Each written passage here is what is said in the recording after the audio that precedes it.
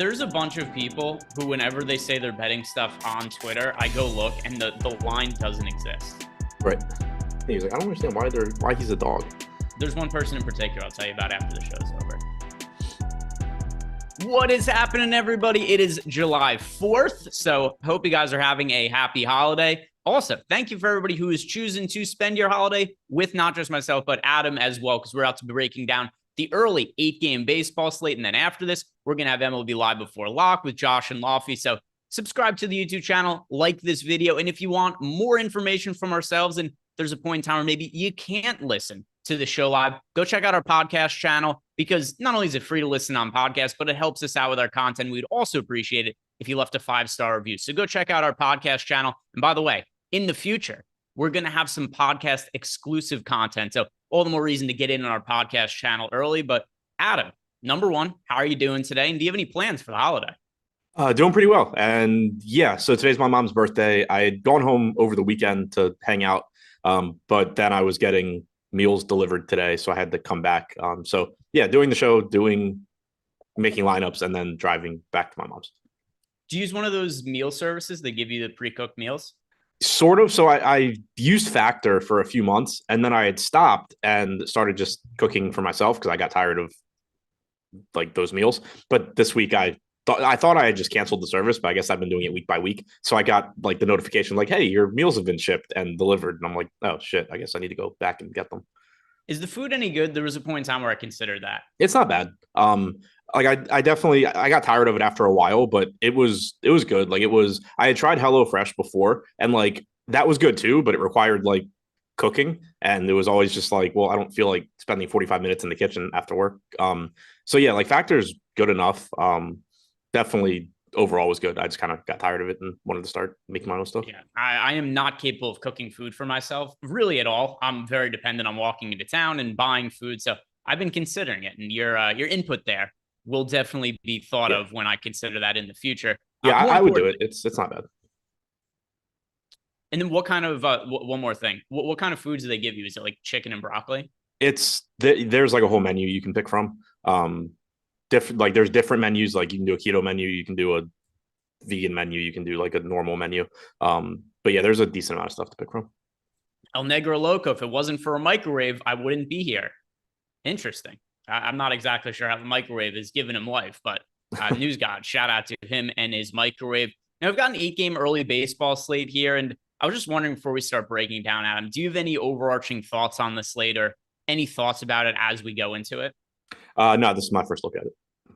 So the only thought that I have is that it's going to be a pain in the ass because there's 4 games at 4:00. Yes. So that's exactly what I was going to say is twofold. Number one, I hate this slate on paper because we're not going to have all the lineups before lock, and it's a holiday, right? Who wants to be sitting around waiting for the lineups to drop? Now, with that said, I have zero life at all. It's a holiday. I have no plans.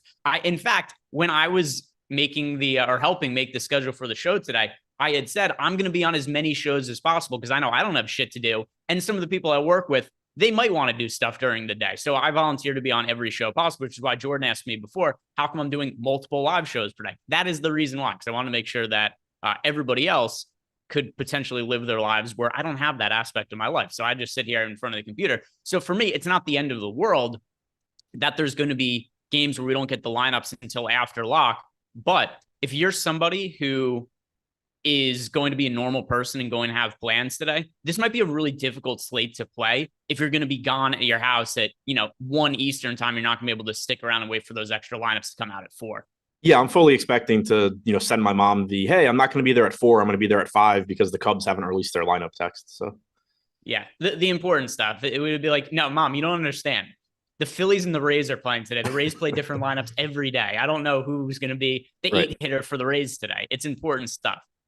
And, other than that, there's no other real thoughts I had on the slate. So let's start breaking it down and beginning with the Baltimore Orioles against the New York Yankees. And yesterday, we saw your Orioles get to Domingo Germán a little bit early, which I was happy about. I don't like Domingo Germán. I never play him in DFS, and I was fully ready to get trolled if he went out and had like another perfect game or something crazy like that. But for today, we've got some lesser pitching options, Kyle Gibson and Clark Schmidt. Neither of them are all that expensive. Neither of them are all that popular either. Both projected for sub 10% ownership. Kyle Gibson at 7,400, Clark Schmidt at 8,300. Adam, do you have any interest in either of these pitchers, or are they just kind of low priority SP2s? Yeah, low priority SP2s. I think they're pretty similar to how I viewed yesterday with Wells and Erman, except this slate is a little bit bigger as well. Clark Schmidt has decent strikeout stuff, but it's a tough matchup for him. You're getting a quality Orioles lineup with plenty of left-handed bats in Yankee Stadium. Yankee Stadium plays up power to everybody, but in particular to lefties. You have 6 straight lefties to start the game out. Then you get Westberg. Then you get another lefty. Tough spot for Schmidt. He does have only an 18.5% strikeout percentage against lefties compared to 25% to righties. 360 expected WOBA to lefties, 284 to righties. You see very traditional splits for him. So scary lineup for him to go against. And he's not exactly cheap at 8,300 either. And then on the other side, Gibson a little bit less expensive at 7,400. He will eat innings, so that's nice, but not very good strikeout stuff. And against righties this year, a 201 expected ISO, 119 actual ISO. But that stands out because keep in mind, he pitches his home games in a park that absolutely kills right-handed power. Now he's in Yankee Stadium. They don't have as many righties as they did yesterday against Wells, but they are still running 6 righties out there. Torres, Stanton, Bader, Volpe, all in the top 6. Those guys are all going to look pretty good here against Gibson. So it's a slate where they're good enough pitchers that if you get to them here and there as an SP2, it's fine, but I wouldn't be going out of my way to get to either one.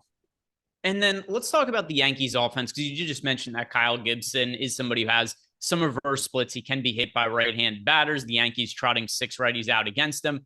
And also not all that expensive of an offense, the Yankees. So we do have them as being positively leveraged. And in our top stacks tool, they have the 3rd best odds being the top value stack of the entire slate. So they're not picking up a ton of ownership at 5.4%.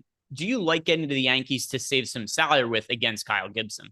Yeah, I like the value component. I like the park. Rizzo is left-handed, but you're not going to hold that against him. He's only 3,800 in Yankee Stadium. You're still fine getting there. But I like Torres, Stanton, Bader, Volpe. I really like that Volpe got moved up in the lineup from the 8 hole to 6. That's good to see. So you do have some power there. Jake Bauers batting cleanup is cheap, left-handed but cheap. So 1 through 6. I mean, you're getting substantial upside there and not really having to pay for it.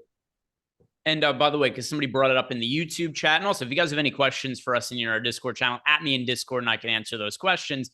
There are a couple of games that we need to check on the weather for, one being the Baltimore-New York Yankees game that we're talking about right now, and then the Texas-Boston game. So a couple hours to go until those games lock, but just keep an eye on the weather to see if there's any chance of those games maybe being postponed or any other weather components that could be an issue, because it's 2 hours out. It's a little hard to know for sure right now. I tend to think both games are going to be okay, but still keep an eye on it in the next couple hours to make sure those games are good to go. Now, the other side of the game, Adam, we've got your Baltimore Orioles taking on Clark Schmidt and the Yankees. And, Baltimore looks decent on paper, although they are pretty expensive. They have a 6.2% chance to be the top stack of the entire slate, but top to bottom, this is a fairly expensive lineup. Is this a team that you envision yourself stacking up today? I'd like to. Like you said, they are pretty expensive, but I like the way this lineup looks against Schmidt. I like that they have 6 straight lefties to start the game out. You do get some cheap bats at the bottom of the order, and really even in the middle. I mean, Ryan O'Hearn's batting cleanup at 3,600. Now there is a chance he gets pinch hit for if they bring a lefty in later, later in the game. Austin Hayes is banged up. I don't know if he'll be available to pinch hit today or not. But O'Hearn is cheap with multi-position eligibility batting cleanup. Aaron Hicks batting 6th is only 2,500, so there's some value there. Westberg is 3,200. He's back in the lineup after getting hit by a pitch 2 games ago and missing yesterday. So that's another spot you can get value. So overall, they're not that expensive. You can obviously just stack 1 through 5, and then they're relatively expensive with Henderson, Rutschman, Santander, and Mullins all being at least 4,500. But if you're in a position where, you're paying up for pitching or you're paying up for one-offs, you can offset that by, turning 5K Cedric Mullins into $2,500 Hicks or something like that. So I don't think they'll be that tough to get to. I do like the park. I do like that they have these lefties against Schmidt, who, as I mentioned, expected WOBA to lefties is 80 points higher than to righties. So, I do like getting to really both offenses in this game. All right, let's move on to the next game then, which is the St. Louis Cardinals on the road against the Miami Marlins. And a ton of ownership here going to Jesus Luzardo. And I get this isn't the best pitching slate in the world, but I was still pretty stunned to see how popular Luzardo is when I looked at our pitcher ownerships. We've got Luzardo projected for 35.3% ownership on DraftKings at a 10,300 price tag. Over on FanDuel, he's projected for 47.4% ownership. Part of that also is because the FanDuel slate is a little bit smaller than the DraftKings slate. But starting with Luzardo here, he has a matchup against a team that's generally not been the most favorable matchup for left-handed starting pitching. But considering the pitching options aren't all that strong here, Adam, what do you make of Luzardo relative to his 35% projected ownership?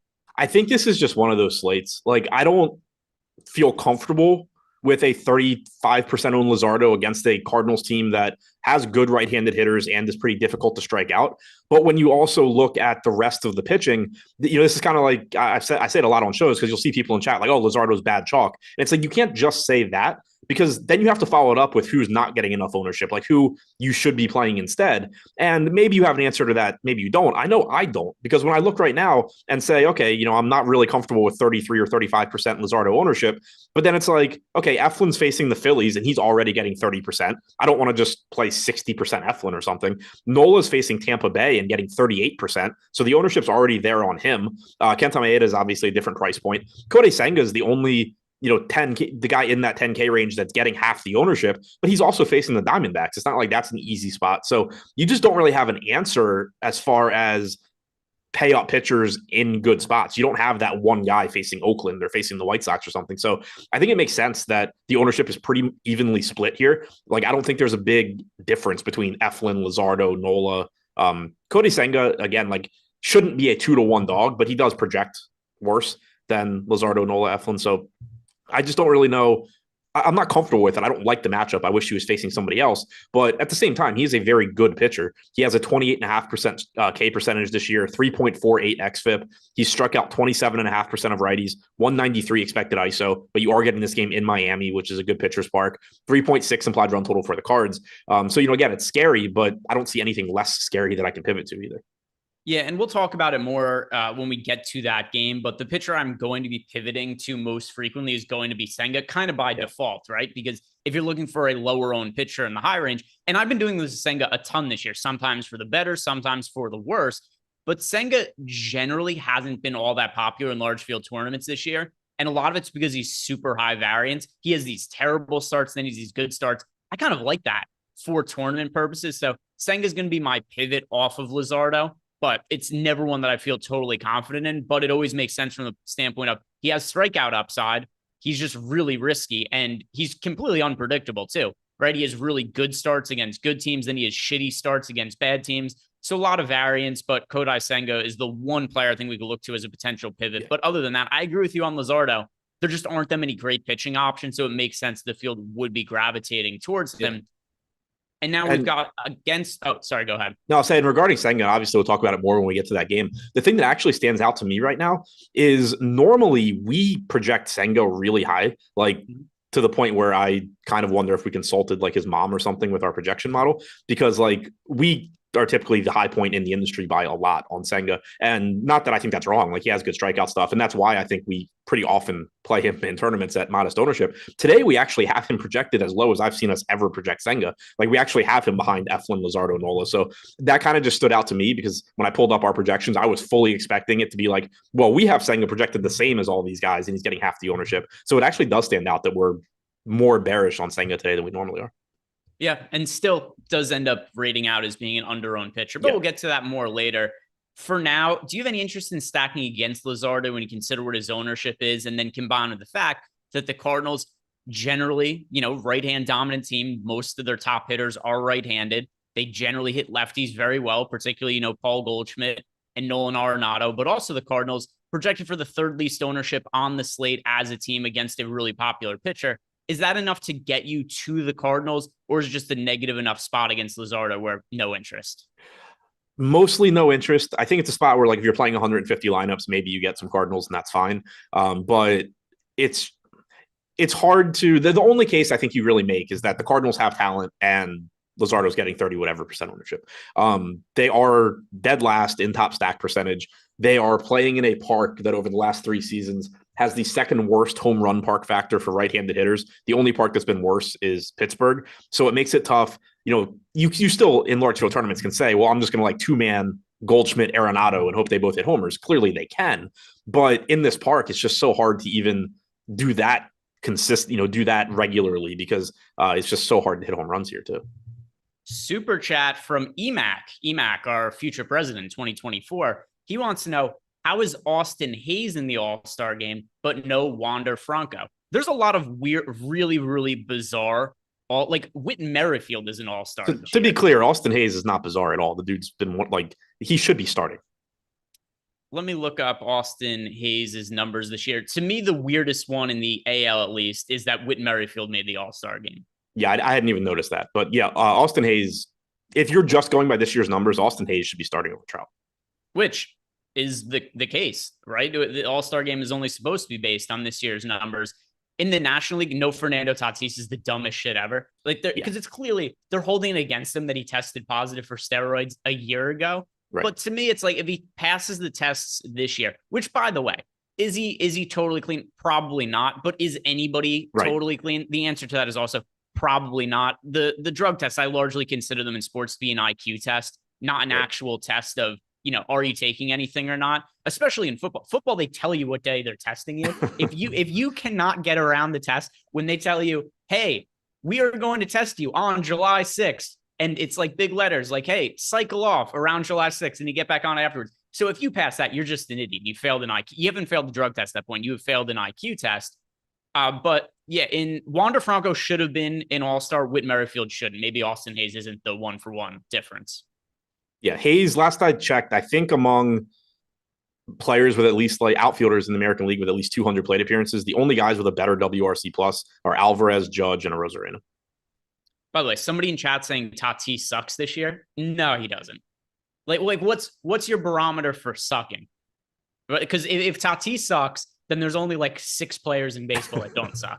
Because Tatis this year has a 140 WRC plus. He's worth 3.3 wins above replacement in 65 games. So he's on pace to have an MVP caliber season. If you were to take his numbers out over 162 games, he's having an 8-win season. The only player that would have been better than last year was Aaron Judge. Tatis has been ridiculous this year. Yeah, not everybody is Ronald Acuna or Shohei Ohtani. Yeah, there are a few other players in baseball as well. Anyway, getting back to this game, there have been a handful of slates this year where I've played Adam Wainwright as a source of salary savings, mostly because he's always cheap. He's always bad also, but he's also never projected for ownership. Am I crazy, Adam? But I kind of want to play some of Wainwright when he's 6,000 against the Miami Marlins and only projected for 1% ownership. I don't care how bad he's been this year. It's a favorable matchup. It's in a pitcher-friendly park. The pitching sucks already, and he's only 1% owned. Is it crazy to get to some exposure to him?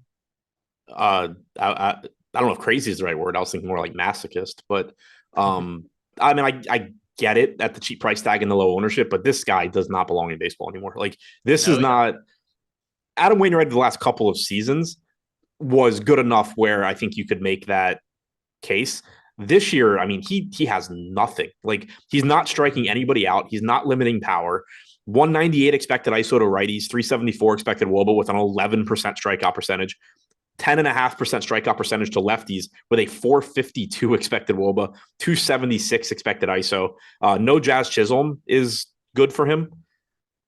If you're playing him, it's purely he's 1% owned and variance exists. But I still don't know if variance is enough to save Adam Wainwright. Yeah, and to me, it's the price point, the matchup, the ownership.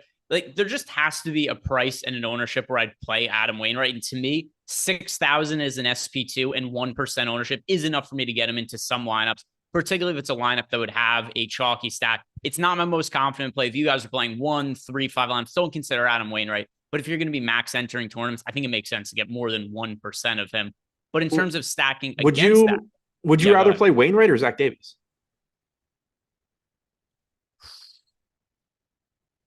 Obviously, this is not the most fun question. No, this is terrible. Terrible. To me, if I'm going sub 7K, I would rather be getting to a 3% Miley or a 2% Davies, or even a 1% Dunning. The matchup with Boston sucks, but at least these guys are I don't know if competence too strong a word, but they're at least major league pitchers. I don't know that Zach Davies is. He's been marginally better this year, but he's also largely sucked. I mean, all the options are terrible. To me, it's more like if I was playing a bunch of lineups, I'd probably have like 5% of Wainwright or something like that. Yeah. It just stands out to me that like they're all like 1 to 3% owned. So like there's 3 guys, I think, or 4 that, yeah, 3. Yeah, actually, I'd rather play Greinke than Wainwright too. So there's 4 guys that like if I'm playing some shitty 2% owned pitcher, I would go to before Wainwright. Yeah, I mean, I could see a case for that as well. I was just pointing out I'm going to have some of Wainwright in my player pool. Don't feel great about it. In terms of stacking against him, we do have decent numbers here projected for the Miami Marlins. We've got them with a 7.3% chance to be the top stack on the slate, 10.7% chance to be the top value stack. So only the Minnesota Twins projecting with a better odds of being a top value stack than the Miami Marlins.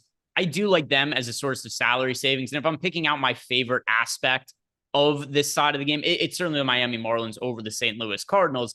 There is, like you said, no Jazz Chisholm, but are you going to consider stacking Miami against Adam Wainwright, who admittedly has been terrible this year? And I know because I've rostered him with terrible results quite a few times. Yeah, I mean, Miami from a value standpoint certainly looks good here. The park sucks, but they still have a 4.9 implied run total. Arise and Soler at the top. Obviously, you're getting a lot of power from Soler. You're getting just balls in play from Arise. But then they get pretty cheap. De La Cruz, 3,900. Jesus Sanchez batting cleanup at 2,900 is pretty appealing against Wainwright. You know, somebody that just doesn't miss bats and gives up an insane amount of power to lefties.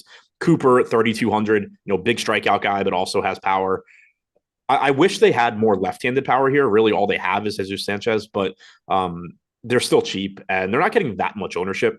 You know, when you look at them as a stack, they're pretty much in line with their top stack percentage. When you look at them individually, Arise is getting 11%. Soler and Sanchez getting 8.5 to 9. Wendell getting 8. Like those are the highest owned hitters on this team. So I don't think the ownership should be too problematic, and they are cheap. So whether you want to use them as a 5-man stack or just, you know, use them as 2-mans and 3-mans to offset, for example, the Orioles salaries that we were talking about earlier, I think there's a lot of ways you can use them.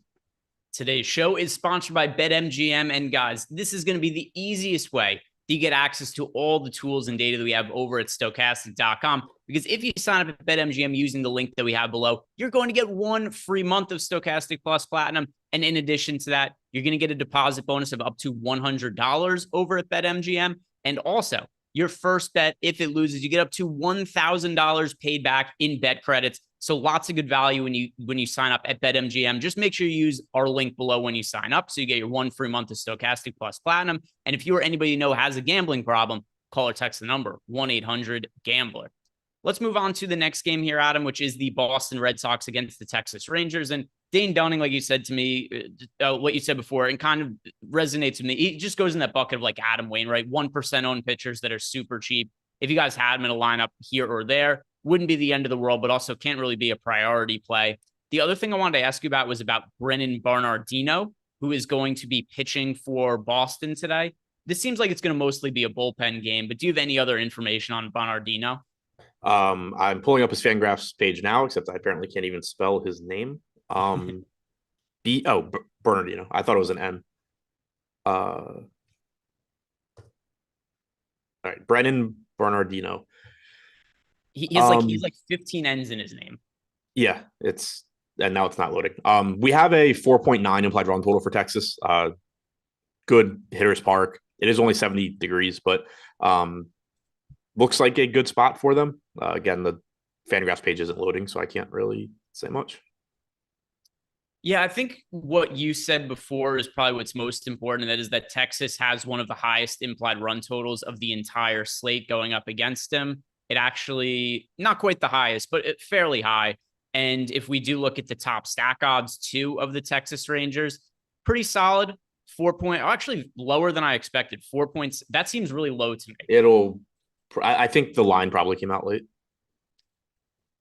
Let's see. The current line, we've got an over-under of 9.5 runs. That's going to be updated sooner rather than later. We've got 6.6% ownership going to Texas. They're also super, super expensive. It's really hard for me to read too much into the data we have on the site because I do, like you said, I think this is going to be updated. I think we're going to see different ownership on them. I think the top stack odds are going to be different as well. Do you view this as a good spot for the Texas Rangers against a pretty unknown pitcher? Yeah, my guess is that you're going to get some Chris Murphy as the long guy as well. He started in the minors. He's only thrown a couple innings in each of his last few appearances for the Red Sox, but I'd guess you're getting like 30 to 50 pitches from him. So bullpen games in general are not very appealing just because you're typically seeing different pitchers each time through the order, but it's still a really good Texas offense. It's still Fenway Park. So the Rangers do look good to me. Like you said, right now they're pretty far down in terms of, or wait, no, they're first now in top stack percentage at 11%, 9% ownership. So yeah, I think that they look good. And then if we look at the hitters, the one thing that's going to be, most problematic is just that price point on them. This is a pretty expensive offense, one of the most expensive offenses of the entire day. On the other side of the game, we're going to have the Boston Red Sox going up against Dane Dunning. And as far as Boston goes, their offense this year has been a little bit underwhelming. But one thing that's going to help them, at least a little bit for today, we've got Yoshida back in the lineup. He had missed some time due to a knee injury. He seems good and ready to go now. Rafael Devers kind of priced down a little bit. So you do have a not terrible matchup for Boston against a pitcher in Dane Dunning. And then also kind of reasonable price points for the Red Sox because you got Devers at 4,800, Yoshida at 4,900. Those are the only two hitters in the entire lineup priced over 4K. Do you like this team for salary savings? Yes, because they are pretty cheap. They're in Fenway. They do have talent. I do wish they were playing a different lineup. Dunning has been pretty strongly reverse splits this year. He's given up more power to righties, even going back to last year. And he does have a changeup. He throws like 30% of the time to lefties. He has a cutter. He throws another 30% of the time. He pitches very differently against lefties. So it's not that surprising that he has been better at limiting power there. The Red Sox decided to just throw every lefty they have at him anyway. So like, I wish you had more right-handed power in this lineup, but it's still the way I typically view splits like that is, I wish that you had more right-handed power, but I'm not going to just, not play Verdugo, Yoshida, Devers, Casas. Like these guys still have plenty of power from the left side. Dunning still doesn't miss bats to lefties. He just does a better job at getting weak contact and limiting power, but these are such good hitters and they have so much upside that I'm certainly still interested in getting them. Anything else you want to talk about when it comes to this game? No, looks like just straight offense for me. Yeah, and there is a chance of rain today. I just put the weather forecast into the YouTube chat. So another one, just keep an eye on it. Two games that are potentially problematic, the Red Sox game and the Yankees game from a weather standpoint. Now let's go ahead and look at our next game, which is the Kansas City Royals against the Minnesota Twins. The Twins last night were super popular. I ended up coming in overweight to the field on them because that was what the Sims tool ultimately showed for my lineups, is that the Twins were the most under-owned team on the entire slate. And hopefully you didn't watch Byron Buxton's at bats. Yeah. So the one thing that was really annoying, so the Twins do go out, they put up 8 runs, but they pinch hit for like a third of their lineup as they started to score runs. Like I had a bunch of min cashes last night, and there were lineups that could have been great if they didn't pinch hit and the regular hitters did the exact same thing as pinch hitters. Not how anything works, but either way, the Twins ended up putting up a decent amount of runs up on the board yesterday. And for today, a couple of aspects of this game that look like they're going to be popular. We've got the Twins as an offense projected for 8.4% ownership. And then Kenta Maeda as a pitcher is projected for north of 40% ownership. Let's start with Maeda, Adam. He's super cheap. The pitching options, as we talked about, are not all that great. So it's $7,100. Maeda projected for 41% ownership against the Kansas City Royals.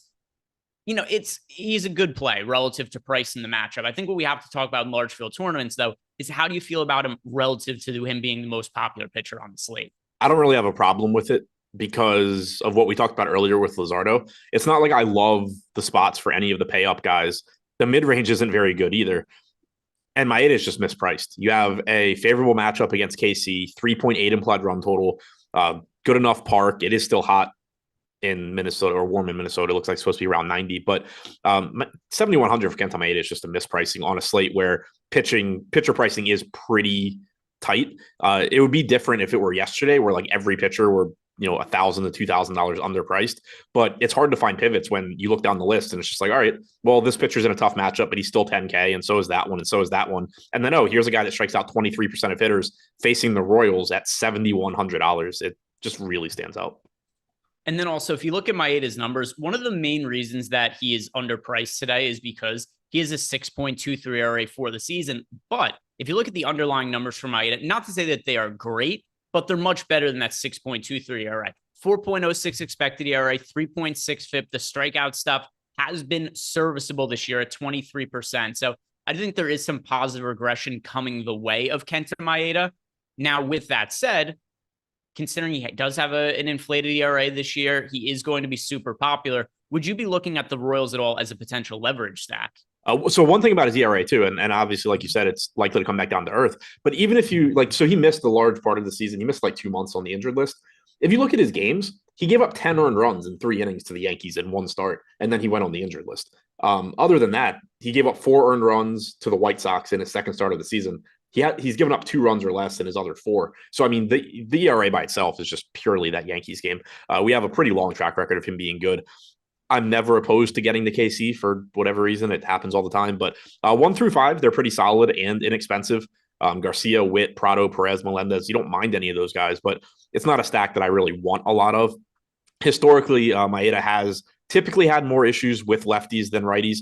Normally, you see a drop off in strikeout percentage, but 153 expected ISO to lefties this year, 172 to righties. If you go back to the start of the 2021 season, still 153 to either side. So he's kind of evened out his splits. I know I'm pretty sure they used to be stronger when he was with the Dodgers, but yeah, I mean, it's, if you want to get the KC because they're cheap and there is some upside at the top of the lineup, sure, but definitely prefer the Maeda side here. And then the Twins offense going up against Zach Greinke, they have to be one of my favorite offenses of the slate, just from the standpoint of they have the third highest top stack odds for us. They're only project for 8.4% ownership. And the team is so cheap in a decent matchup here against Zach Greinke. So if you look at the lineup here, Buxton's $5,300, Correa's $4,500. The next most expensive hitter, Adam, is Jose Miranda at $2,900. This is a dirt cheap offense that's incredibly easy to stack. They're not too popular. This might end up being my favorite offense of the entire slate for the second consecutive slate. Is that reasonable to you, or is the ownership at a point where you just think they're appropriately owned? No, it's reasonable. Like, what really stands out when you look at the top stacks tool right now is that we have Minnesota with an 8% chance of being the top stack, 8% aggregate ownership. So if you're just looking at it from a chances of success versus ownership standpoint, they're correctly owned, but they also have a 20% chance of being the top value stack. Their stack score is 10.6, which is the highest on the slate. And I think generally stack score compared to aggregate ownership is kind of a decent way of looking at overall, like if they're too popular or not, factoring in value. And I really don't think they're overowned. Greinke hasn't been awful this year, 4.35 xFIP. But he does only strike out 16.5% of hitters. He has allowed almost 1.6 home runs per 9, 208 expected ISO to lefties, 182 to righties. And you just have cheap power here. It's the same thing I said about him yesterday. It's not even like, when you had the Tigers, for example, in Coors and they were cheap and the best point per dollar plays, but they were just unlikely to hit home runs because they don't have home run hitters. The Twins do. Correa, Buxton, Kirilloff, Kepler, Miranda. These guys all have power. Castro gives you stolen base upside. Taylor has some power, even though he's not a good hitter overall. Solano's cheap, batting second. Not a lot of power, but doesn't strike out, puts the ball in play. It's just one of those teams where if you're staying away from them, it's even scarier because like in large field tournaments, it's not that scary to just play or to not play a popular team, like the Tigers in Coors, that even when they get there, they score 7-8 runs. There's a good chance it's just singles, doubles. You have a bunch of guys that score 12, 14 points. Who cares? With the Twins, they have so much cheap power that you could very easily just not be playing guys that score 22 points at, $2,900 or something. Anything else that you want to bring up from this game? No, really like the Twins and Maeda. All right. So one thing also I want to bring up to you guys before we talk about the later games on today's slate is that if you're looking for betting information using all the data and tools that we have over at Stokastic.com, check out BetPro. It's for MLB. It's for NBA as well. I know the NBA season is over, but kind of the utility that we have where this encompasses multiple sports. And if you are signing up for the first time using the link below, you're going to get 70% off your first month. So that is less than $1 a day for profitable bets over the course of the baseball season. We've got a lot of different markets in there, strikeouts, home runs. We've got hits in there. We've got all different kinds of markets. So a lot of action for you guys to get on for the summer for baseball. And there aren't a lot of other sports to bet on. So go check out BetPro. Use the link below when you sign up. Get 70% off. So less than $1 a day for all the baseball bets we have over at Stokastic.com. Now, moving on to the late games, we're talking about the 4 p.m. Eastern time games, Adam. So these are the games that we could potentially not get any lineups for until after the slate locks. But we're going to be starting here with the Colorado Rockies against the Houston Astros. The pitching matchup, Brandon Bielak against Kyle Freeland. Neither of these pitchers are all that popular, but of the two of them, Bielak is picking a more substantial ownership. He's 13% owned at home against the Colorado Rockies. We know the Rockies offense isn't good. We know they aren't good on the road. Is Bielak somebody you're considering getting to?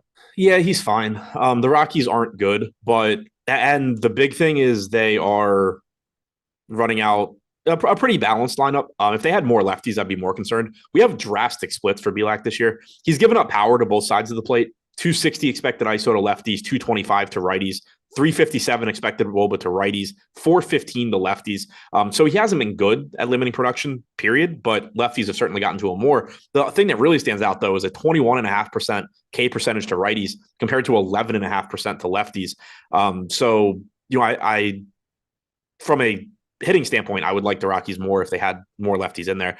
From a Bielak standpoint, the lineup is okay, but it's not somebody you should have any confidence in. But he's also facing a pretty bad Colorado team. He's getting a lot less ownership than Kenta Maeda. I prefer Maeda, but if you were looking to make an ownership pivot, I think Bielak and Clark Schmidt are probably the first two guys that you look to.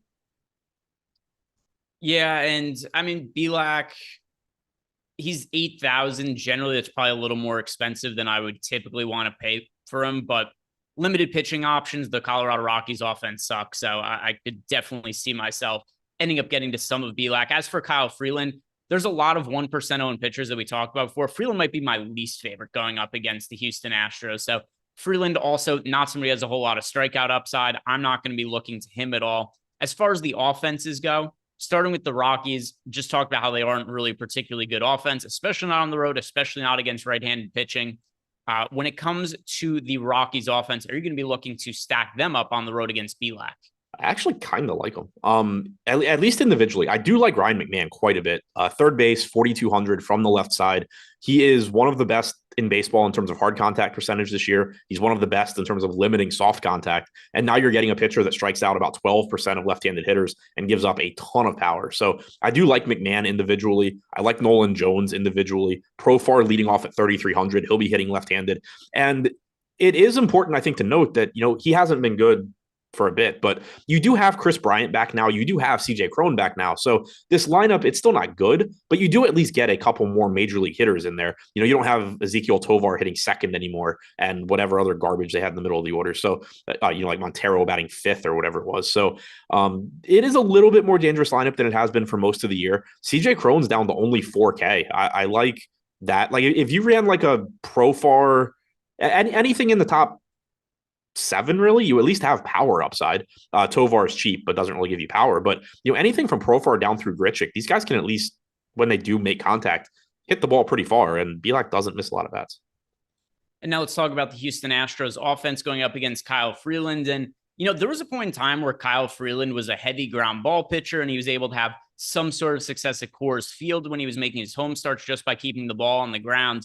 His ground ball rate has gone down incrementally each of the last 4 years. Also, his fastball velocity has gone down each of the last 4 years. So as a result, his ground ball rate is only 39.8% this year. His average fastball velocity is now 88.7 miles per hour, which is crazy different from the 92.3 it was a few years ago. So there are definitely some red flags with Kyle Freeland. It's hard to know too much what his true talent level is because he does make half his starts at Coors Field. But there's a lot of indications here. This is just no longer a good starting pitcher. 4.88 ERA. 5.15 expected ERA. But like I said, the biggest concern is that average fastball velocity is dipped all the way to 88.7 miles per hour. Do you see upside in stacking the Astros against him? Yeah. So all the things you mentioned, and also, generally I'm not going to care really about home road splits over the course of a season. But when you're talking about a Coors Field pitcher, I did want to at least check and make sure that you're not getting some, Kyle for everything looks better for Kyle Freeland on the road. He's been garbage outside of Coors Field. Now, I don't know off the top of my head what those matchups have been. Maybe he's just faced the Dodgers in LA like 6 times or something. But his strikeout percentage at home this year is 20.5%. On the road, it is 8.8%. His xFIP on the road is like 0.7 of a run higher than at home. Now, I'm not saying that long term you expect him to be worse outside of Coors, because you shouldn't and you don't. But it's not like getting out of Coors has solved his problems this year. And looking at who he's faced: San Diego, Philly, Pittsburgh, Texas, Arizona, KC, Atlanta. So he has had some really tough matchups, predominantly tough matchups outside of Coors. So again, my point isn't that this is better because you're getting Freeland outside of Coors. It's just that hasn't solved his problems this year. So I do like getting to Houston. You have a 5.2 to 5.3 implied run total. We don't have their lineup yet, but it's likely to have probably 8 right-handed bats plus Kyle Tucker.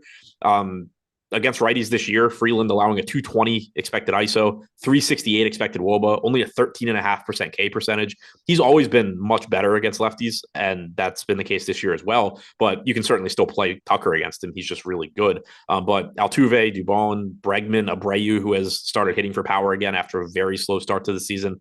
Jolks is a cheap power source if he's in the lineup. The Astros look good here. Looking at the top stacks tool, they're second in stack score behind Minnesota. In terms of top stack percentage, they're third behind the Rangers and the Mets, getting 10% aggregate ownership. I don't think that is too problematic. Individually, looking at their hitters, you have 21% coming into Altuve. The next most popular hitter right now is McCormick at 12%, Tucker and Bregman at 10 to 11. So the aggregate ownership is even a bit misleading because it's just being pulled up by a 20% owned Altuve. So let's move on to the Mets-Arizona game. And I talked a little bit about this earlier in the show. If you guys weren't watching, we were talking about the ownership on Jesus Luzardo and talking about some potential pivots.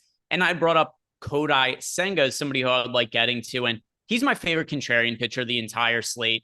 The numbers this year are pretty solid. He's super inconsistent because of the walk rate, but he gets a lot of strikeouts too. It would be cool if he kept his pitches in the strike zone more often, because he does have a 13% walk rate, but a 28.5% strikeout rate. Also, if you look at the overall numbers, 3.53 ERA, 3.87 expected ERA. This is a solid pitcher with a lot of upside due to his strikeout rate. He's only projected for 14% ownership. All the other pay-up options are more popular today. Eflin, 29%, Nola, 35%, Luzardo, 35%. Senga has as much upside as anybody. He is just super inconsistent. I don't care about that in large field tournaments, though. So give me Senga for the ownership. Are you on the same page, Adam? Sort of. I think that he should be lower owned than those other guys. I kind of alluded to it earlier that even our projections actually don't really like him today, which is unusual. It's just a really tough spot. Corbin Carroll is expected back today for the Diamondbacks too. That's a big problem. The lineup is just totally different when Carroll's not in there. It's not bad without him, but you're just adding a legitimate MVP candidate back to the lineup, very likely rookie of the year. And the Diamondbacks said yesterday they expect him to return to the lineup today. So that makes life more difficult for Senga. I think that it's a situation where, like, if you just gave me 2-1 odds and I had to take, would I take Cody Senga over Luzardo or Nola or Eflin? Sure. Like, I don't think he should be a 2-1 dog like the ownership suggests, but I also think that it's directionally, right still, where, I don't think he's equal to those other guys and just getting half the ownership. I think that he is a step behind them, and it is a tough matchup. You have a 4.8 implied run total too. Like, you look at, the matchup for Luzardo, 3.6 implied run total for the Cards, 4.3 for the Rays against Nola, 3.7 for the Phillies against Eflin. Much higher implied run total here against Senga. And then when we're talking about potentially stacking against Senga, is that something in play for you? Because like I said, he's been really inconsistent this year. We've got the Arizona Diamondbacks projected for 5.3% ownership as a team. So I love Senga. That's the side of the game I am on. You seem to be a little bit not quite as high on Senga as me, but with that said, you understand why it is I'm getting to him. What are you going to do with the Arizona Diamondbacks as a stack with Corbin Carroll expected back in the lineup? Probably not get to them too much. The problem here is Senga is a good strikeout pitcher, like you said. He does walk a lot of guys. He doesn't give up a ton of power. 164 expected ISO to righties, sub 100 to lefties. But he's expensive enough, and really the Diamondbacks are expensive enough, at least at the top, with the guys that you would really want. Carroll, Marte, Gurriel, Walker. Those guys are all expensive. It just strikes me as a game where there is upside. Senga's got very good strikeout stuff. The Diamondbacks have a lot of power and speed. There is upside, but there's a very big middle ground where you can just get a decent start from Senga that you don't need in DFS, and 3-4 runs from Arizona that doesn't really do anything for you in DFS.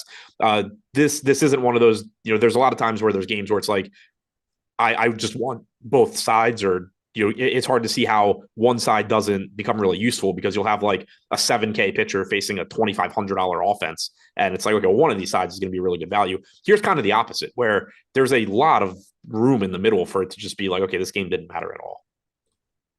Yeah, and that's probably the most likely outcome with the Arizona Diamondbacks, is that they probably have a sort of game where, like, even if Senga struggles, It's not like he's somebody who's typically going to be giving up, like 8 or 10 runs or anything like that. Now, on the other side of the game, that could be the case with Zach Davies. Davies is somebody who I've never been high on and generates a lot of contact. He's a pitcher who's been home run prone in the past. He's been slightly better this year than in previous years, but I don't really buy into his Zach Davies. I'm expecting some regression coming. Hitter-friendly park here in Arizona. The Mets offense healthier now than they were a couple of weeks ago. Are you going to be looking to get to them as a stack against Davies? I think I'm more interested in the Mets than the Diamondbacks. I still don't love them here. Davies has just done a good job limiting power. He's not a good DFS pitcher because he doesn't get strikeouts, but 106 expected ISO to righties this year, 133 to lefties.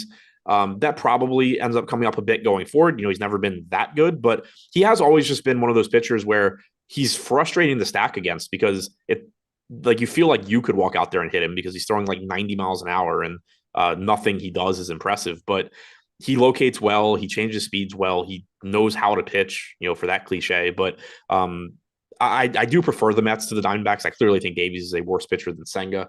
You do have power here, and they're not that expensive, which is nice too. Nimmo's only 4,400. Tommy Pham has remembered how to hit baseballs. He's still only 3,300, so that's nice. The most expensive guy on the team is Alonso at 5,100. Then you have Lindor at 4,900. Everybody else is 4,400 or less. So I do like the Mets more because one, they have the better matchup, but two, you get that value component as well, where for the good hitters on Arizona, you're really paying for them. Here for the Mets, we have them second in top stack percentage, which seems a little high to me, but I still think they should be in the top half. And just a better, 6.5% top value percentage compared to 1.5% for Arizona.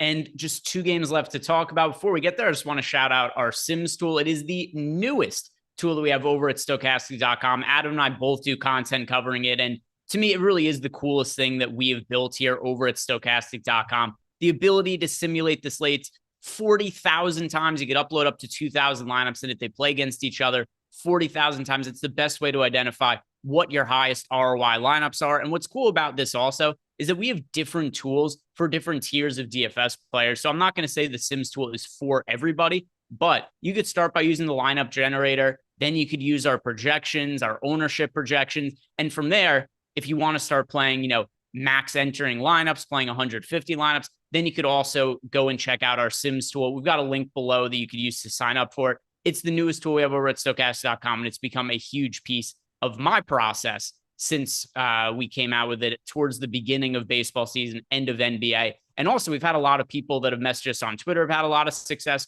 For example, Zach Skaggs, who messaged us on Twitter the other day, the ever elusive double win. He tagged myself. He tagged Eric, Adam, Josh. He said, thank you to all the tools over at Stokastic.com. And you guys will see that in the early slate, he took first place in the GPP. In the late slate, also took first place in the GPP. So if you guys want to be cool like Zach and win some tournaments, check out some of our tools, in particular the Sims tool. We have a link to sign up for below. Now, a couple games left to talk about here, Adam. The next one, the Philadelphia Phillies against the Tampa Bay Rays. And let's start here by talking about Aaron Nola because he's one of the other really popular pitchers on the slate. And then we'll talk about Zach Eflin, who's also popular, but Nola's slightly more popular, projected for 35% ownership on the road in Tampa Bay. How do you feel about Nola, who's pitching in a ballpark that is pitcher-friendly, but the Rays offense has been solid this year. The Rays as a team have been great, and Nola is really popular here at 35%. Yeah, it's kind of similar to the way that I feel about Luzardo, except I do think this is a worse spot for Nola. And I do sort of have more questions about Nola too. So the fact that he's $100 more than Luzardo and getting more ownership is a little bit weird to me. We have Luzardo projected higher by like 0.8 of a point. Makes sense to me. You have a 4.3 implied run total for Tampa compared to 3.6 for the Cards. So I think Nola is a good play, but I do think I would prefer to be getting to more Luzardo than Nola. His strikeout numbers are down this year. Now they are trending the right direction. He started the year off slowly. He's gotten back to a 24% K percentage, 4.02 xFIP. It's likely both of those numbers are better than they are right now by the end of the season. One other minor concern, and this is something that, again, I normally don't care about or don't mention, especially in a situation like this where he's pitching in Tropicana Field. Nola has historically, and he's been in Philly his entire career, historically been better in Philadelphia, and that's been the case again this year. Even though, his numbers across the board are down, he's still been considerably worse outside of Philly. I don't think that's, something you should really hold against him, especially when you're talking about going in the Tropicana Field. But it has always seemed, even though Philly's a hitter's park, that Nola's just comfortable with that mound, with whatever it is, and he's always pitched better there. So it's just another thing to make me not really love the fact that he's facing Tampa Bay at 30 whatever percent ownership. I kind of view it as like, I don't even know if I should be looking at this as like, yeah, well, he's in Tropicana Field, because he's not been good away from, or he's been worse away from home for basically his entire career. And now let's also talk about Zach Eflin and the merits of him. And then I think it's just a good practice here, Adam. We'll try to rank Luzardo, Nola, Eflin in terms of which of them are the highest priorities for us. Zach Eflin, 10,700 at home against the Phillies. I was a little surprised to see how expensive Eflin is in this matchup, and also how popular it is at 29%. So what do you make of Eflin, considering his price tag, and that he is also comparably owned to pitchers like Aaron Nola and Jesus Luzardo? He's another one that I don't like. I think he's very similar. I don't like him quite as much as Luzardo, but because he's the most expensive. But it is a little bit better matchup against Philly. 3.7 implied run total. You do get a big park downgrade for them going from Citizens Bank to Tropicana. One of my concerns with Eflin is he's only thrown 100 pitches twice this year. He is efficient, so he can work deep into games. It's just, I guess, Tampa's not going to let him probably go, 8 or 9 innings. They'll just say, hey, 7 innings, you're done. Don't care. Like you saw last start, 7 innings, got pulled at 83 pitches. Could have just given him the 8th, and they won't. But he's been good this year. He's, earned a 10K plus price tag. He has a 25.5% K percentage, only walks 4% of hitters. So again, that allows him to get deep into games on relatively few pitches. 3.1 xFIP. To me, I think it's Luzardo, Eflin, Nola. They're all very similar, but that's, I guess, the order that I would rank them. Also, somebody in chat said Nola isn't going to get more ownership. Luzardo will definitely be higher owned. There's a very popular projection model that has Nola as the highest projected pitcher on the slate. So I fully believe the ownership is going to be very close between them. Yeah, I mean, we've got Luzardo project for 35.3% ownership and then Nola at 35%. It's good. They're both going to be popular. Yeah, they're going to be very close. I wouldn't be surprised if Nola comes out ahead. My point is, I think you should be getting more to Luzardo than Nola by at least a little bit. But the ownership completely checks out when you look at other, the way pitchers are projected in different places. And for me, I'm going to rank them Luzardo, Nola, and then Eflin. How about yourself? Luzardo, Eflin, Nola. Okay. And now finally, do you have any interest in the offenses in this game, Philly or Tampa Bay? Not a lot. I mean, it's still Tampa Bay, but like they have a high ceiling, but I still don't really want to get to them. All right. Final game on the slate, Milwaukee Brewers against the Chicago Cubs. Two pitchers that don't generate strikeouts. Both of them pitch to contact. Both of them also older. Don't throw hard at this point in their career. Not that they ever really threw all that hard, but Wade Miley, 4.1% owned. Kyle Hendricks, 2.6%. Kyle Hendricks is $7,700. Wade Miley, $6,800. Do you like either of these as SP2s? Not particularly. Neither one's very good. You do get a good strikeout matchup for Hendricks, but it is also a park that's good for power. Brewers have a 4.9 implied run total. I mentioned Miley earlier as somebody I would rather play than Adam Wainwright. That is not heavy praise. It's just, being better than the worst pitcher on the slate. But it's pure. If you get to either of these guys, I saw somebody else mention in chat earlier. They're both capable of going 6-7 innings and giving up 2 runs and getting a win and being fine at those salaries. Like the path to them being a useful pitcher is just that these 10K pitchers in tough matchups all give up like 3 runs, strike out 6 guys, score 16 to 18 points, and are not worth the salary when you get, Miley or Hendricks just going 6 innings and getting a win. But neither pitcher is very good. Neither is somebody that I really want to get to. And then as far as the offenses go, between the Cubs and between Milwaukee, do you prefer one of these offenses over the other? Because they both have decent matchups. Yeah, I prefer the Milwaukee side. Hendricks just not striking guys out as usual. 184 expected ISO to lefties this year. So we don't have their lineup yet, but assuming you're going to have Yelich and Tellez in particular, they're going to look pretty good. Contreras and Adames are always going to be 2 of your highest upside catchers and shortstops, respectively. I don't mind the Cubs side either, though. It is a good park for power. Miley has allowed a 216 expected ISO to righties, just a 12% strikeout percentage. That's a pretty big change for Miley because, typically throughout his career, he's been good at keeping the ball on the ground, limiting power, even though he doesn't get a lot of strikeouts. But now he is giving up that power. So actually, kind of the more I look at like projected lineups, I actually think the Cubs look a little bit better. you have more right-handed power on the Cubs than you do left-handed power on the Brewers. Horner, Suzuki, Happ will be hitting from the right side. Morel, Swanson, Mancini, all going to be batting right-handed. Yan Gomes has power as a right-handed catcher. So I do still like both offenses, but I am going to switch and take the Cubs over the Brewers. And then does that mean that you dislike the Brewers, or is it still a team you think is worthwhile to get to in large field tournaments? No, I still like the Brewers. I just when I started trying to, my initial answer was Milwaukee. They have the higher implied run total. Mm-hmm. But as I started kind of like just talking through why I like them, I realized there's a lot more individual hitters on the Cubs I like than on the Brewers, but I still like the Brewers. And something else to add to that as well. These are two stacks that both rate out pretty well in our top stacks tool. We've got the Cubs with the fourth highest top stack odds in the entire slate at 8.8%. We also have them being positively leveraged. And then the Brewers, we have them with the sixth highest top stack odds in the slate at 7.2%. We also have them being slightly positively leveraged. So we've got like a minute and a half left to go here, Adam, before we turn this over to Josh and Loughy on Live Before Lock. So if you guys haven't done yet, do us a favor, like the video and subscribe to the YouTube channel. But kind of a quick summary of the slate, Adam. If you were rostering one pitcher who's one of the chalky pitchers on the high end, who would be the option you go to, and who's your favorite contrarian pitcher on the slate? Luzardo is my favorite of the pay-up pitchers. As far as contrarian pitchers, I kind of hate them all, but I think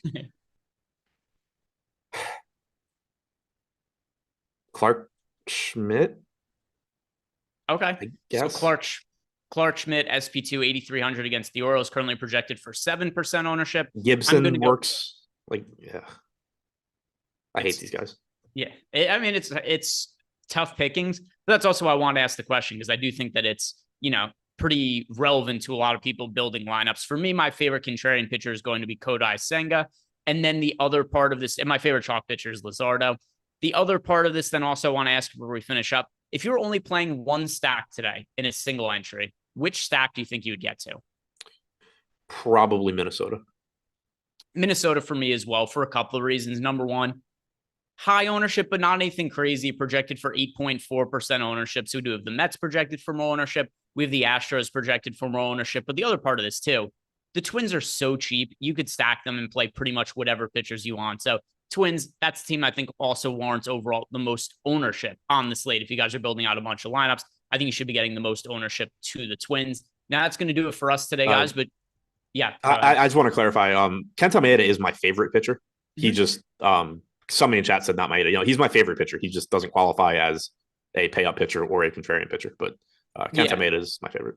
Maeda's kind of on a tier of his own because he's super chalky. He's way underpriced, and there isn't a comparable cheap pitcher to him. Like we've got on the high end Luzardo, Nola, Eflin, Senga. Like there are different pitchers you can compare. There's nobody to compare to Maeda today.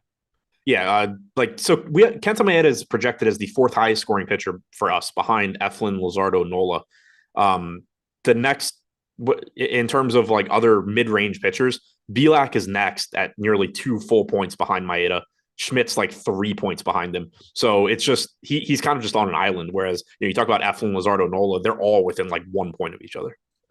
All right, that is going to do it for us today, guys. Like I said, if you haven't done it yet, like the video, subscribe to the YouTube channel, and tonight I'm going to be on Live Before Lock for the late slate. So if you guys want information for that, we are going to be covering that as well. So hope to see you guys then. Good luck with all your lineups today, and enjoy the holiday.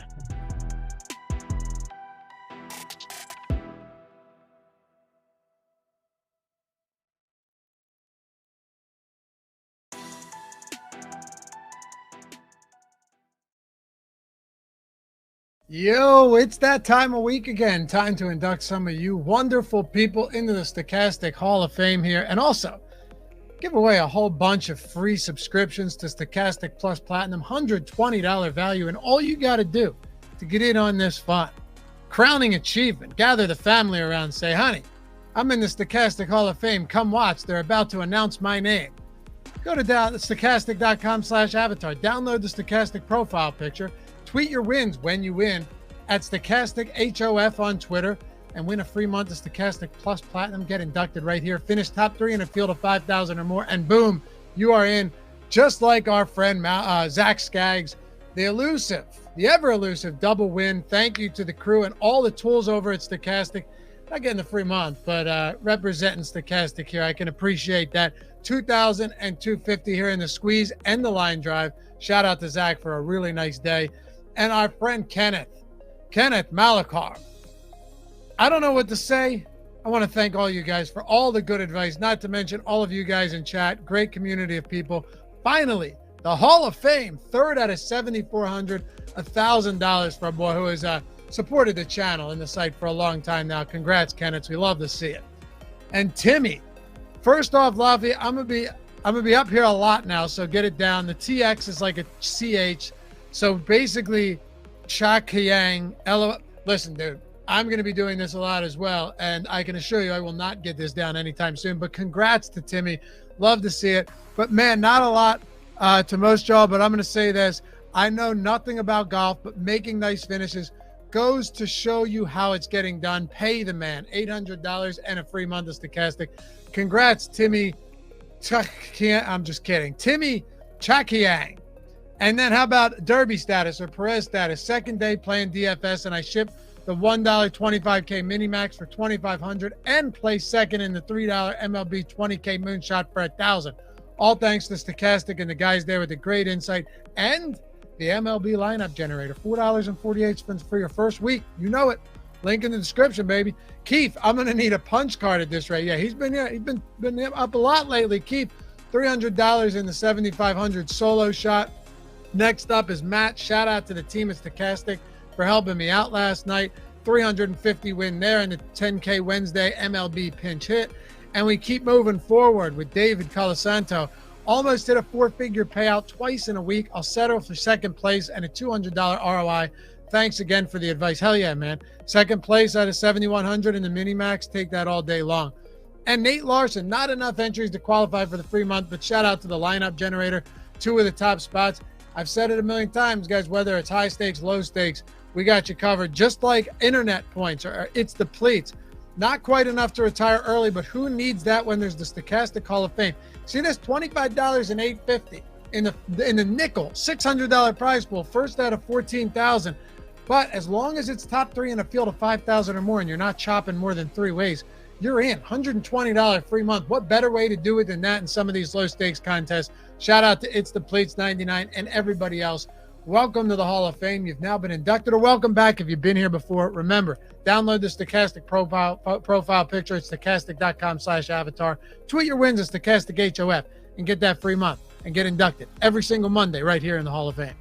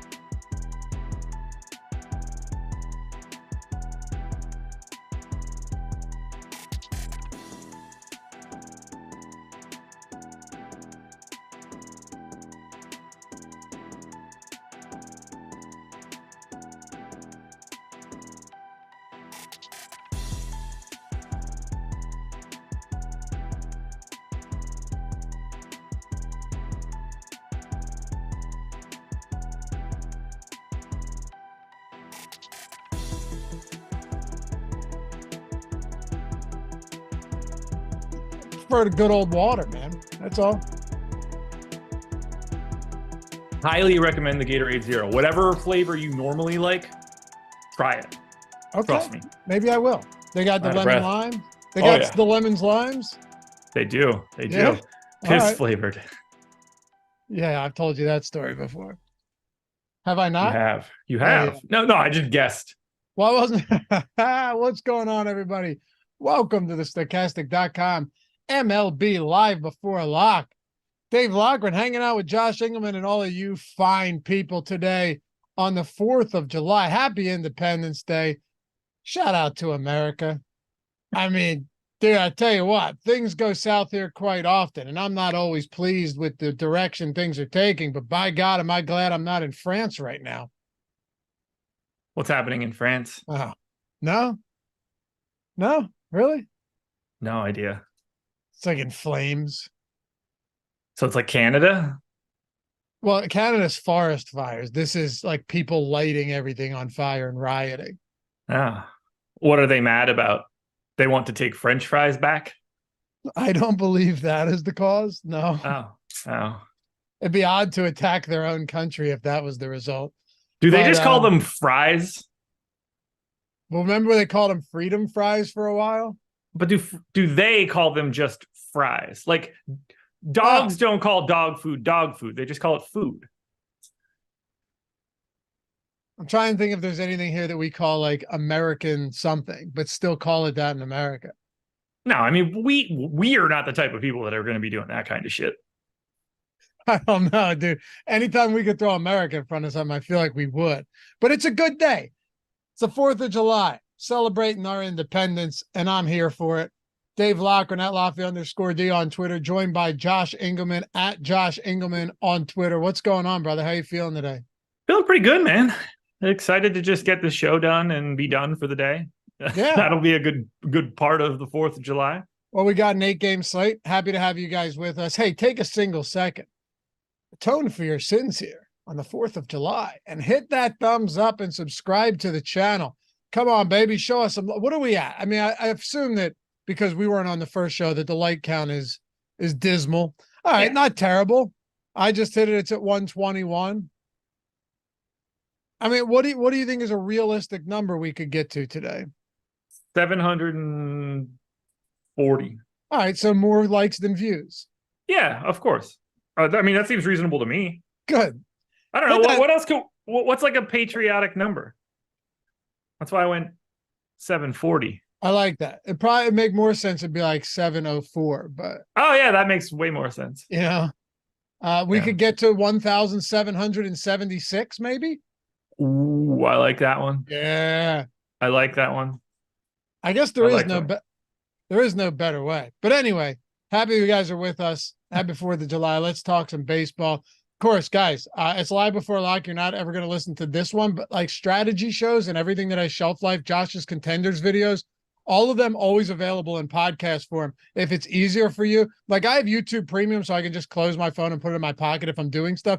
But if you don't want to, if there's like ads and stuff, or you want to do something and don't want to can't close your phone because it won't work, podcast, man. iTunes, Spotify, wherever it is, we're available everywhere in podcast form. So check that out. All those shows that have a bit of shelf life.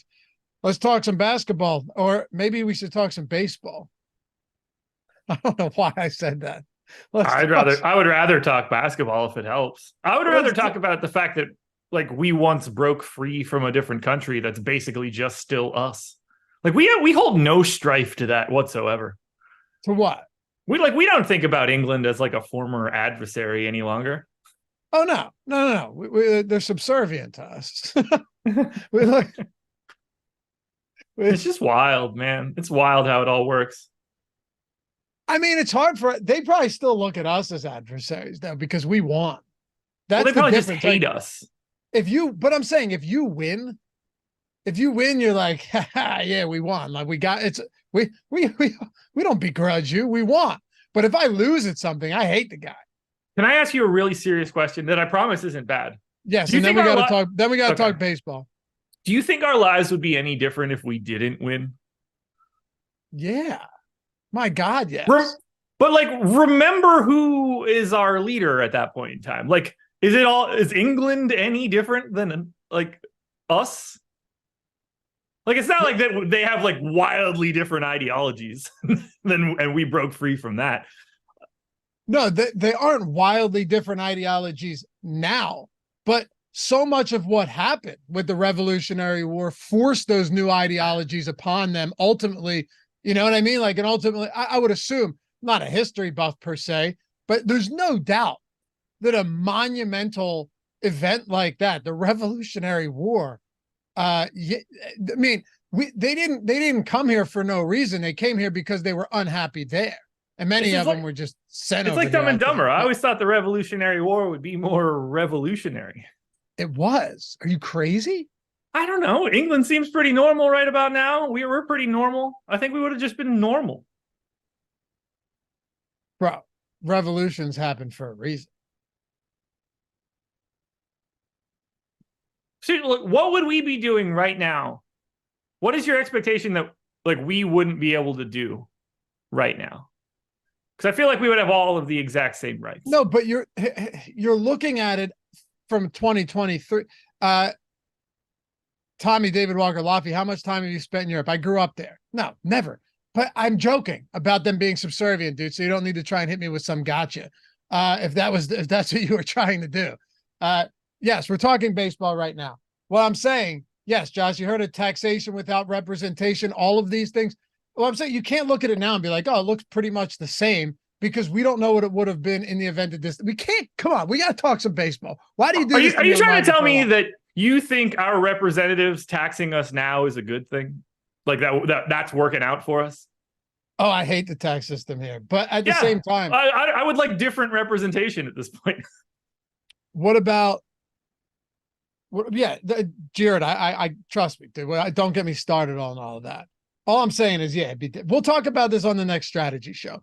Let's get into some baseball, because we only have. You know what really gets me though? Dog walkers. I'm not doing that. I'm not doing that. It's a great question. Nobody gives a shit about baseball today. I will pose it one day, but all right. So let's talk about this. We can move, but we can slide back and forth into some topics here. Don't worry, we still got a solid 47 minutes, 48 minutes on our hands before, actually longer than that. I mean, what, 105 first pitch? Yeah, that's what I'm trying to say, man. We have plenty of time to kill. We do have plenty of time, but so we're not going game by game, because Greg and Adam just did that. Look at this one from a slightly different area. The top pitchers tool, the top stacks tool, you have ownership on there. You have top 2 probability, speaking from DraftKings perspective, top pitcher probability on a one pitcher site like FanDuel, value, leverage, all of that. And of course, with the top stacks tool, we can dig deep into the aggregate ownership of these stacks, leverage, the stack score, top stack probability, all of that stuff right now. But looking at the top pitchers tool, Kenta Maeda, 41% ownership today, Josh, against the Kansas City Royals. Super interesting here. Just given that, I mean, he's 20% top 2 probability, and I don't know, man. 41%. He's $7,100 though. Not a great season so far in the 6 starts that he's made. What do you make of 41% ownership going to Kenta Maeda on an 8-game slate? Fully warranted. I don't really see a scenario where you're able to aggressively get away. I'm basically neutral right now. I have 42%. 7,100 is just too cheap. He only really had one bad start, and that's really sort of like spoiling the bunch at this point. I have no disagreements whatsoever. I'm actually a little bit higher on Kenta Maeda's top 2 odds and value odds, but ultimately I'm coming out here with the field 40% owned, fully justified. He should be the most owned pitcher because there's nothing else around him that is even comparable. You're talking about around him at similar price points, right? Like correct. Kyle Gibson, Kyle Hendricks, not someone that's going to offer a lot of strikeout upside. He's more expensive than Kenta Maeda. Dane Dunning, Chris Murphy, Adam Wainwright's down there. I mean, there are a few pitchers on this slate that aren't necessarily bad, but they're just bad for DFS. Like Adam Wainwright at this point is just objectively bad. There's nothing left there, but he also has no upside whatsoever. Everything has to go right. Dane Dunning, Kyle Freeland, Zach Davies, 0 strikeout upside. Zach Greinke coming off another 0 strikeout game, Josh. And then Boston obviously looking to run a bullpen game out here against the Texas Rangers. I mean, I could list a lot of pitchers right now that just are wildly uninteresting. Yeah, there's a bunch of them. I have a bunch of I don't have Schmidt, but I wouldn't mind having him. But Wainwright, Bernardino, whatever's going to go in there later. Greinke, Freeland, Hendricks, Davies, basically Miley. Like, I don't want any of these dudes. And there's there's a lot of garbage at the bottom. And that's part of the reason why Kenta Maeda ends up looking so good. Like when you cut half the pitchers out of it just by default, you run out of places to give 200% of ownership.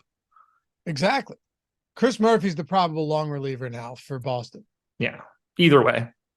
Yeah, I'm not saying it makes a difference. I'm just throwing that out there. But there's not a lot. I mean, No. Kenta Maeda at that price point, it's hard to get away from, especially too against the Kansas City team that doesn't exactly scare you. This isn't you just going, you know what? I like the price point, but I don't love the matchup, and then there isn't a lot of good hitting. Kansas City's active roster against righties this year, currently sixth highest K rate in the league, 24.5%, a 90 WRC plus on the active roster versus right-handed pitching. That's bottom, what? No, sorry, 89. That's 28th in baseball, ahead of only, believe it or not, the Yankees on their active roster, of course, and the Detroit Tigers. So it is a good matchup too. Yeah, it's a great matchup. I have the Royals with a 310 WOBA for today. That is tied for dead last with the Rockies. And we all know what the Rockies are. So it couldn't be a much better spot for Kenta Maeda. You see it in the betting line. You're seeing it in the ownership. The reason that he is getting as much ownership as he is because his price tag is stupid. He shouldn't be 7,100. He could just as easily be 8,300 and still be popular. All right. So I think it's only reasonable that we really dig into Aaron Nola here for a second. And again, because you're a homer. What's that? Because you're a homer. I was actually looking at it from the opposite direction, but okay. Well, he's very, very popular. Mm-hmm. He's not cheap. No. And he's going up against the Tampa Bay Rays. Now, is it a decent park? Sure. I'll give him that. But sort of a 23.9% K rate, solid, but down more than 5% from where it was last year. And it's still a Tampa Bay Rays team that can do some serious damage. 127 WRC plus versus righties. That's number one in baseball by a mile. 21.7 strikeout rate. That is what, 19th in the league. So I'm just saying, like, looking over this, and not to mention, this is also a team that has power. 199 ISO versus right-handed pitching, and a 347 WOBA, which leads the league. I guess what I'm asking you is how do you come to terms with 36% Aaron Nola ownership today? Well, what I do is I play 50% of Aaron Nola, which sounds really unappealing, but it is happening. And I basically don't have Zach Eflin. I'm a little bit heavier on Nola just in raw rates. I have Nola ahead of Eflin by 2 fantasy points. He's $300 cheaper. So I'm getting to the Nola side of this one. Not that Zach Eflin isn't good, because he clearly is, but I really like the park here. I have both of these teams as essentially dead equal today. 333 projected WOBA for the Rays, 337 for the Phillies, 23% strikeout rate for the Rays, 23% strikeout for the Phillies. And then here's the really crazy one. I have the Rays projected for a 177 ISO. I have the Phillies projected for a 177 ISO. Spot on, exact same number, basically across the board. I just think that Aaron Nola is a slightly better pitcher than Zach Eflin. He's getting the benefit of going into the pitcher's park instead of pitching in Philadelphia like he normally does.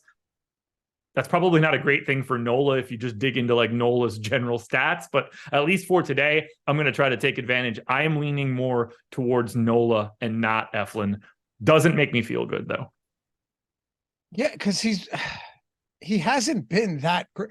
Nola's now the interesting thing about Nola is he's had some excellent games this year, individual games. If you were to just look through his individual starts, and you know what, to be fair, some of them have come against decent teams, right? Against Houston, solid start against an Arizona team that doesn't strike out frequently, 9 strikeouts. He did give up 4 runs, but he's been tuned up a bunch, man. I don't know. This isn't the same Nola we saw last year at all. And he's not exactly priced like the new Nola of 2023, or the guy that is yet to, finally or fully round into form.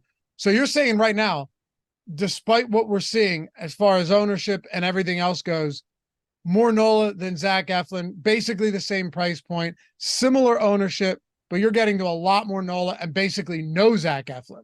I have 3% Eflin, 49% Nola. Wow. Yeah. These guys are not separated by that kind of gap on paper.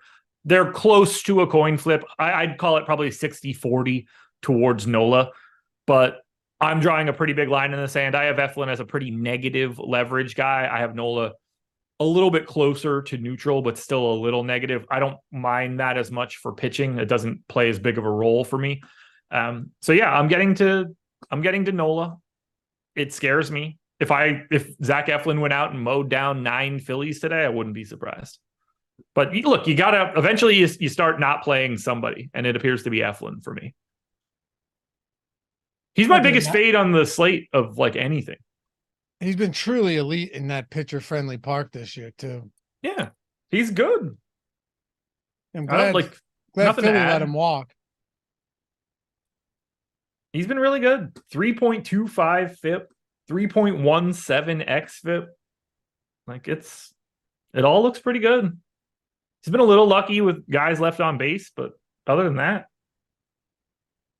What about the lefty, Jesus Luzardo, going up against Seattle or St. Louis? My most exposed pitcher today. I love it. Really? Love it. Yeah. Ahead of Nola, ahead of Kenta Maeda? Oh, yeah. Oh, yeah. I have a ton here. I have 81% Jesus Luzardo right now. And it's not like it's not a great spot on paper with the Cardinals. I like the Cardinals offense.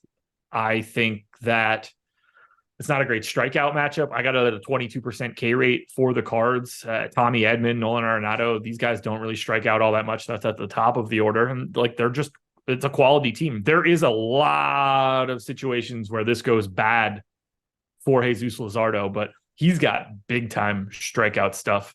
And the park is going to save him because he can get away with no homers in this scenario. Like if he can keep the ball in the yard, that's going to happen in Miami. 92 park factor to righties, 94 to lefties. If he's keeping the ball in the park, this is the spot. 10,300 scares me a little bit, but again, I prefer Luzardo to Eflin. I already prefer Nola to Eflin. So that's right away. That's why there's no Eflin for me. He's just losing out to the other 10K guys. I'm not getting to Kodai Senga either. I guess we'll get to that in a little bit. But for me, Jesus Luzardo is the best pitcher on today's slate. So yeah, Steve said he was average at best when he played for Philly. Go figure. Talking about Zach Eflin. Yeah, like Tampa Bay is really good at developing pitchers. Just really good. It amazes me that more guys haven't been just stolen away from that front office, Josh. I feel bad for them in a way. For who? Like for the Rays. Or like even just like low dollar, like they're always good, but like it's crazy to me that the smart teams aren't even better. I guess that's the variance of baseball. Because you see the Rays and like they do everything on the margins as well as they possibly can. But sometimes it's just like, well, we got to sell everybody. The Marlins do it too. It's like, oh shit, we got to sell everybody quick and fund the next run of really good young dudes. Sometimes I wish that could just be, they'd be always good. But then again, I love soccer. And the best part about soccer is the fact that the top teams are always just the top teams. I mean, it does kind of suck in a way, but at the same time, there's some parity when it comes to baseball. Baseball is one of those odd sports where a team just can get hot at the right time. We've seen it a lot. Well, right. It's because you can't go out there and throw Greg Maddux for all 7 games of a playoff series. That's where it starts to get really squirrely. Like you have a different representative stepping to the mound that is like fully dictates how well you could possibly play. It's sort of like the way that NBA rotations start to look when you get to the playoffs, where it's like, well, yeah, they got a really good 11th man, but we're only going to play 6.5 dudes today, and everybody's going to play 40 minutes. That's how it starts to look in the playoffs, where it's like, okay, well, I don't care if my 4th starter sucks because I'm going to trot out Max Scherzer for games 1, 4, and 7, and now I'm much more likely to beat your ass. Can you give me, and chat, can you give me, before we get to Kodai Senga and a few of these other pitchers here, and so talk about some top stacks today for this live before lock show. 105 lock, by the way, on the East Coast. Nice. Can you give me the 5 lowest ranked teams as far as valuation in the MLB? Like in terms of how much they are worth as valuation. Yeah. Okay. Oh, I didn't know if you were trying to say like the lowest value teams for today. Do you know what I mean? Oh, no. I'm sorry. Yes. Gotcha. Yeah. Okay. All I'm doing is switching to a different tab so I can look at the entire I know list you don't cheat on these. Adam does. You don't cheat. You usually do quite well as on top. Okay. So most of this will be easy right out of the gate. I'm going to say the Marlins. They are 30th. Good call. Okay. The A's. They are 26th, but yes, you get there. So you've just bookended this. You've got 3 in the middle. The Pirates. Yep, 27th. There's another easy one out there, and a team that the Rays. Yes, 29th. There's a team that had success recently in the past handful of years, and then went back to being shitty again.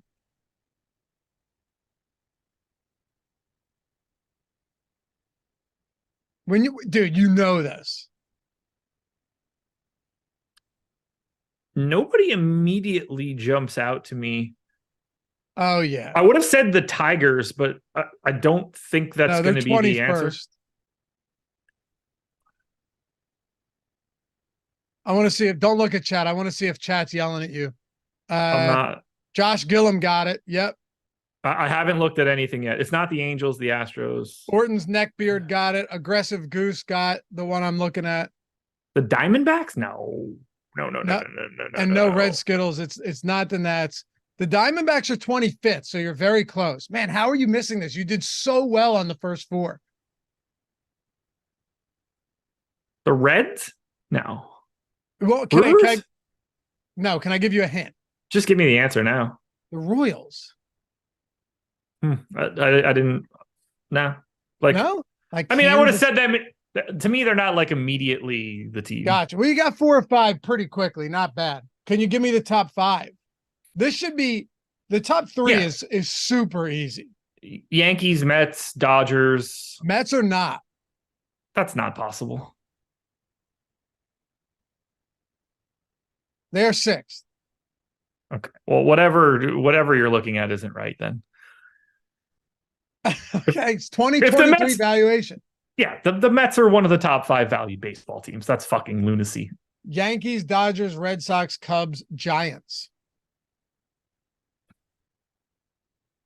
Yeah, like I'd be surprised if the Giants are ahead of the Mets.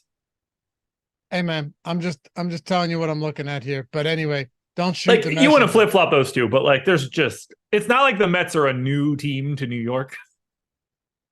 No, I get it. Yankees 7.13 billion, and then everyone is just way beneath it. It's insane. Yeah, Yankees and Dodgers are obvious. Wait, what were the other 3? Yankees, Dodgers. I closed out of Red Sox, Cubs, Giants. Yeah, like Red Sox ahead of the Mets is wild to me too. Yeah, I could be like it could just be wrong, but yeah, the bottom obviously, like those teams are all going to be in the top 7 or 8, but for sure. To not have the Mets in the top 5 is incredibly surprising to me. All right, so let's go ahead and let's go ahead and talk about Senga. You said you don't have any of that or any of him right now, huh? Very little. 3%. Really? All right. Well, we could dig into it. Actually, I heard Adam talking too on the deeper dive about how we have, our projections usually are the high mark in the industry when it comes to Kodai Senga. But even today, we don't have him that particularly that high. Still do have him though as a positively leveraged play, which is why I want to get your thoughts here against Arizona. Now, the Arizona Diamondbacks, not a team that strikes out at a high clip. We know that already. One of the lowest strikeout rates in the league, as a matter of fact. I think actually against righties, last I looked, did they have the lowest K rate in the league versus righties? No, 28. 19.4% though, just extremely low. Senga has good strikeout upside, but you're also talking about a guy whose price point used to be, and not long ago, way less than it was. Now you've got him breaching the 10K mark along with Nola, Luzardo, and Eflin, and that makes things a little bit weird. Yeah, the price is a tad too high for today. The strikeout rate looks great. Maybe he puts too many guys on from a walk perspective. We have him 20% to be a top 2 pitcher, 7% at top value. I'm a little lighter than that. I have him 17% top 2, so basically the same. So I see him the same way that we see him. I just don't see enough upside. It's not a great strikeout matchup. Perdomo, Marte, Gurriel, if they're the 1, 2, 3 hitters for today, all 3 of those guys project to strike out lower than 20%. Only Evan Longoria projects to strike out more than 23% of the time for this Diamondback spot. So it's not a great matchup in that regard. Diamondbacks at home, 4.6 run implied total. This just doesn't seem like the day to get to Senga. I agree with you. Can he go out there and have a solid start? Absolutely. But you're not getting the only discount you're getting on Senga is an ownership discount. That's the only discount you're getting on him right now. You're not getting a matchup upgrade, right? Like that's another thing. You're not really getting an upgrade as far as a matchup goes for Kodai Senga today. So it's strictly ownership coming in way lower than Eflin, Luzardo, and Nola. There's really nothing else there outside of I'm going to be way different and get a big discount on ownership. I don't see the other variables that would make him that appealing. No, I don't see. I like the Mets themselves way more than I like Senga. We'll get into that in just a second, but I do want to get to just a few more pitchers. Yeah. Are there any of these like outside of Kenta Maeda? Because I think we've talked about that already. He's 7,100, a lot of ownership, but great matchup. Nobody else in that price range really stands out. Before we talk about some dirt cheap value guys that maybe have some relevance if you're paying up for expensive stacks, and there's a couple of them on this slate, are there any mid-range plays between like 7 and 8K, 7 and 88K or whatever is the highest guy is there that you think is viable today? Yeah, I think if you're looking at one guy and you want to make a little bit of a change, if you want to get away from Kenta Maeda, if that's like the guy that you don't want today, I think Brandon Bielak, however the hell you're supposed to actually say that, that's the direction you should go. Is he a big-time strikeout guy? No. Is he even a good pitcher? No, not really. But he's 8K, and he gets a date with the Rockies outside of Coors, and that's just always going to be a good spot. It projects as a really nice strikeout matchup. Maybe you'll get lucky and Jurickson Profar won't be in the leadoff spot. It'll become an even better strikeout matchup at that point. But ultimately, when I look at that, it seems like a really easy pivot because it seems like a spot where he can go relatively deep into this game, and he might make up for his lack of strikeouts in just simply volume. So if you want to trade out a 41% owned pitcher for, in this case, then a 13% owned pitcher, that's the first pivot I would want to make. And it makes sense. I mean, again, it's really just an ownership play, right? It's really just a leverage play.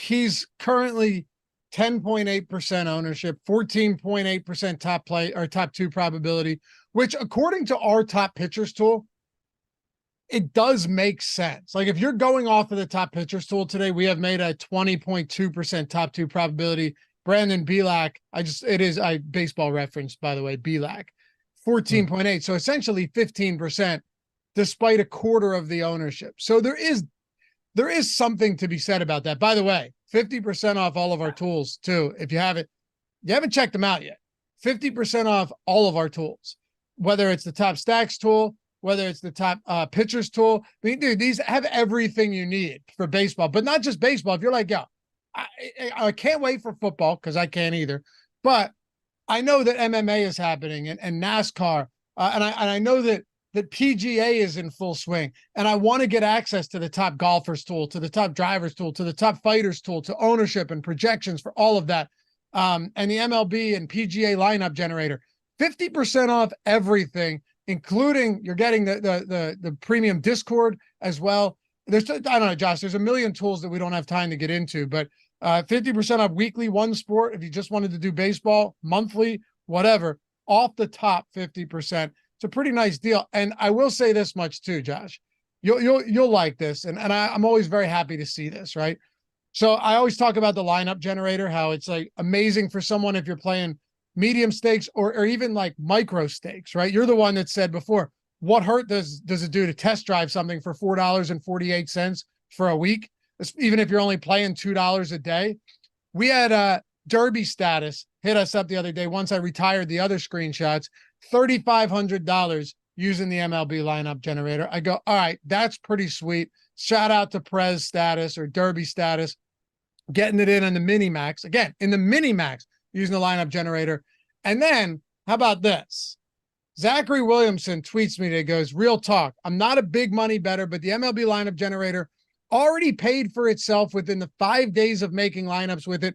So much so that I'm going to keep the subscription. I don't know baseball well or DFS MLB techniques, but I suppose I don't need to with the lineup generator. No better unsolicited endorsement than being like, I don't really know the sport, but I'm going to keep the sub because my free trial paid itself off in 5 days. That's exactly what we're trying to show, right? Like the lineup generator, getting the lineup generator for 50% off for the week. If you're interested in any part of this, like we talk about the Sims a lot. It's $180? Like that's no joke for a lot of people. That's more money than they're going to be able to spend on this endeavor. And I get it. Get the lineup generator and get basically the same nuts and bolts, a little bit less from a feature standpoint. But you're going to get lineups that are built in the lineup generator that are significantly better than the lineups that you were building manually prior to that. I have no doubt in my mind there. I can't guarantee you're just going to like print money because of it, but you will be a more profitable player by using it. For sure. And if you didn't print money, guess what? And you're like, I don't buy into this. You're down $4.48 for a week. So yep. It is what it is. But yeah, you can set all your stack types. You can lock players and swap players. My recommendation is don't do anything too crazy. Let these work for themselves because you'll see the optimal projections. You'll see how contrarian or chalky they are. You can upload them to CSV. Hell, you could sit on the can firing one off and get as many lineups in as you want because you save or discard the ones you want or don't want. Super easy process. Link in the description and in chat. $4.48 for the first week. Or you want to go 50% off all the tools, we got you there. And as you guys know, if you ever have any questions, hit me up on Twitter. My DMs are open at Loughy_deep. All right. Pause. Time out. I got two things because right now I believe it might still be in a delay. Joey Chestnut taking on the hot dogs right now. I have a question for you. 2-part question. One, why does Joey Chestnut not have the record for most chestnuts eaten? Or is he just not a cannibal? What? He doesn't I get it. A cannibal because he eats chestnuts. That is the dumbest thing you've ever said, dude. All right, even better. You have said some real funny stuff on this show, some real bad stuff. To set that up and interrupt me by calling that is the dumbest thing I've ever heard. Seems to have worked. Anyway, that's not where I was leading you. So he's got like 40 world records for things that he's eaten. Do not start quibbling over what this is. You're going to, you know what I mean when I say it. In 6 minutes, he set the record for most ice cream sandwiches eaten. How many did he eat? How much time? I need to know. 6 minutes. Oh, dude, the brain freeze must have been remarkable. So how many chipwiches did he eat? No, how many ice cream sandwiches did he eat? 47. You're way too high there. 25 and a half. I was gonna say, yeah, 40. I mean, I was trying to go. I have no idea. I can't. There's no way I can even remotely try and process a accurate number for that. Can I give you like 2 or 3 more? We don't have to like dwell on them, but some of them are just like preposterous. He ate 44 Raising Cane's chicken fingers in 5 minutes. He ate 32 Big Macs in 38 minutes. That's insane. He ate in 10 minutes. He ate 47 grilled cheese sandwiches. What? In 10 minutes? In 10 minutes. He ate, do you know Hostess donuts? Of course. Little guys, obviously prevalent to us, clearly. 257 in 6 minutes. That's got to be so fucking dry. I don't know how that's possible. He ate 19 pounds of shrimp cocktail. But we're not done. A couple more. I ate 1.5 pounds of shrimp cocktail a few weeks ago and almost got sick. 55 glazed donuts in 8 minutes. 165 pierogies in 8 minutes. That's 20 a minute.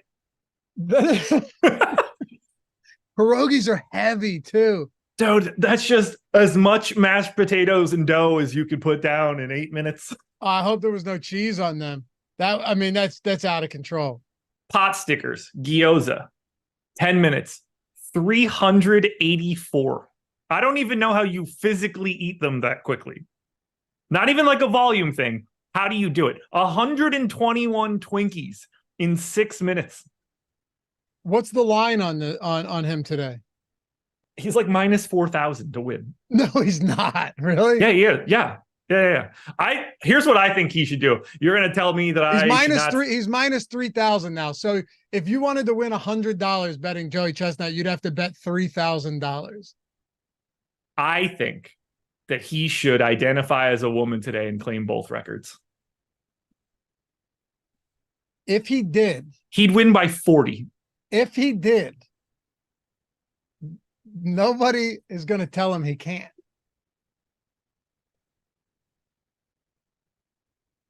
Holding up, he'd be champ, be holding up 2 belts like he's Conor McGregor. Come on, man. Come on. Why not? By the way, 53 soft beef tacos from Taco Bell in 10 minutes. Yeah, I don't know how he's still alive. 141 hard-boiled eggs in 8 minutes. Dude, that to me is nuts. All right. Are there any super discounted pitchers that you want to get to? And then I want to get into some stacks here. We still got about 20 minutes to go. They're so bad, Josh. Greinke, Davies against the Mets, Freeland against Houston, Dane Dunning against Boston, Wainwright against Miami. Like you said, Chris Murphy, expected long relief for Boston against Texas. This is heinous. There's nothing. I don't have anything to add. I really don't. Here are the pitchers that I have more than 10% of. Luzardo, Maeda, Nola, Bielak. That's it. I can't name anybody else. I have 3% of Kyle Gibson. Is that that's the best that I can do? I think the bottom is so bad right now. What are your exposures to those 4 pitchers then? 81% Luzardo, 42% Maeda, 49% Nola, 16% Bielak. That makes up 187. So there's 13 more percent going to anybody else that isn't those 4 guys. Damn. Yeah. Okay. It's easy once you get down there into the cellar. There's nothing to like. It is. Chestnut is no athlete. Oh, you bite your tongue. Man's a hero. I mean, he's not an athlete. He'd be like the most prevalent fish and chips guy if we were still under England's rule. He's not an athlete in the traditional sense, but what he does is special. Ken said gorging is not a sport. What's more of a sport? The hot dog eating contest or the WNBA? Dude, you're on one today. Let's talk about stacks. I mean, it's how many people watch the hot dog eating contest? Do a lot of people watch it? I would imagine. TV ratings, hot dog contest.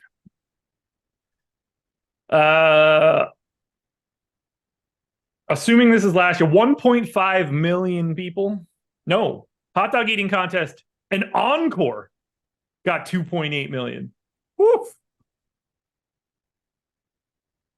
They got 1 million for the socially distanced version 2 years ago. What did the NBA finals or WNBA finals get? WNBA finals ratings. 2022.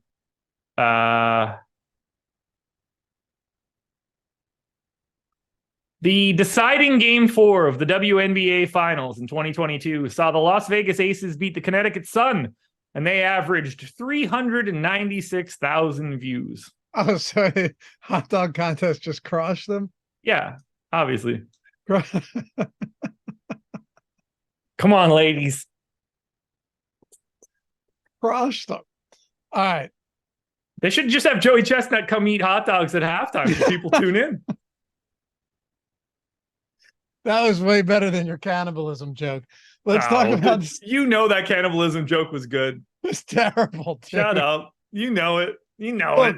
Look, you don't have a bigger fan out there than myself when it comes to your jokes. You know that, right? Like, yeah, I'm a good audience. I'm a good audience of one, as Carson Wentz would say. But you are. That was tough. All right. It popped the crowd, man. And the fact that you're like, hold on. I have a question. Well, that's why it's good. Top stacks today. Texas at 11.6 against the bullpen match. You know, I actually want to add, this is actually something that interests me a little bit because I don't know much at all about the Bernardino, but I do know that what I do know though is that if you're looking at the top of the lineup for Texas, right? Let me pull up their lineup today. So you have, actually no, they're running what? Three or four righties at the top of the lineup, and Boston's running out of lefty. For some reason, I thought there were more lefties at the top of that lineup for Texas today. So there aren't. So that makes usually, you know, run out a lefty opener. It's like, all right, let me get right. Like, let me get let me take out a few lefty matchups along the way in the first inning. Yes, that doesn't appear to be happening. No, they've got 3 or 4 righties at the top, 5 of the top, 4 of the top 6. So yeah, I guess not. I stand corrected here. But Texas right now, looking at that top stack probability, almost 12%. Ownership, aggregate ownership, 9% in our top stacks tool. What do you think about that right now? And then I want to get to all of these other stacks, but they are always going to be a pretty expensive stack to get to. Are you having an easy or tough time getting to some of these expensive bats today? So depends on the team, I guess. I'm not really getting to the Rangers. That one's not happening. I'm not really getting to the Rays. I guess I'm probably more in the mid-tier in terms of stacks. I am getting to the Mets, who are popular, but to me, they're very easy to roster. I'm getting pretty aggressively to the Astros. Again, I find them to be pretty easy to roster. The bottom half of these lineups aren't all that tough to get to. I'm getting to the Brewers. They're cheap. So I guess from like an aggressive price perspective, excuse me, I'm not all the way at the top for the Phillies and the Rays or the Rangers. So I guess I am away from the most expensive stacks, but I'm not away from the best stacks, like the Mets, the Astros, both grading out pretty well. So I'm still getting to the top stacks, maybe just not the top dollar stacks. Okay. Did you get any hot dog eating contest props in on PrizePicks? I didn't, but you should be following the cards that I've been posting. Dude, I am absolutely smashing PrizePicks right now. It's truly nuts. I know you're like your bad days have been 4 and 2s. Everything's a 4 and 2. It's over and over and over again. And you know, I'll get every once in a while, like every day, I'll basically get one person like, yo, 4 and 2 is losing money. It's like, yo, if you pick 66% winners on PrizePicks long term, you're the most successful player on PrizePicks. I've been following you, man. You've been putting up some numbers for sure. It's been so good. And like, if there's one you don't like on my card today, drop that for whatever taco shows up. They gave like a 6 hot dog discount on Joey Chestnut earlier. I don't know what it is at this point. I think it's already over. The hot dog thing? No, I'm just saying, like, I don't know what the current taco is now. It's Shohei Ohtani. Is it? Yeah. It was. Whatever. Ohtani else. plus Aaron Nola, 11.5 pitcher strikeouts, down from 14.5. Baltimore, Boston, Chicago, Houston, Kansas City.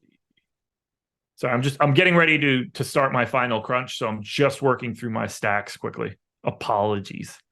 You're good. Jordan, find a link join for PrizePicks while we're at it. Throw it in chat. Anybody that wants to get a free month of Stochastic Plus Platinum and get over on PrizePicks, take advantage of this big disc. That's a nice discount on Ohtani and Aaron Nola, though, today. It is. Real nice. It really is. I tried to let everybody know in the videos and stuff. I'm expecting PrizePicks to be even more like aggressive with deals and stuff for today.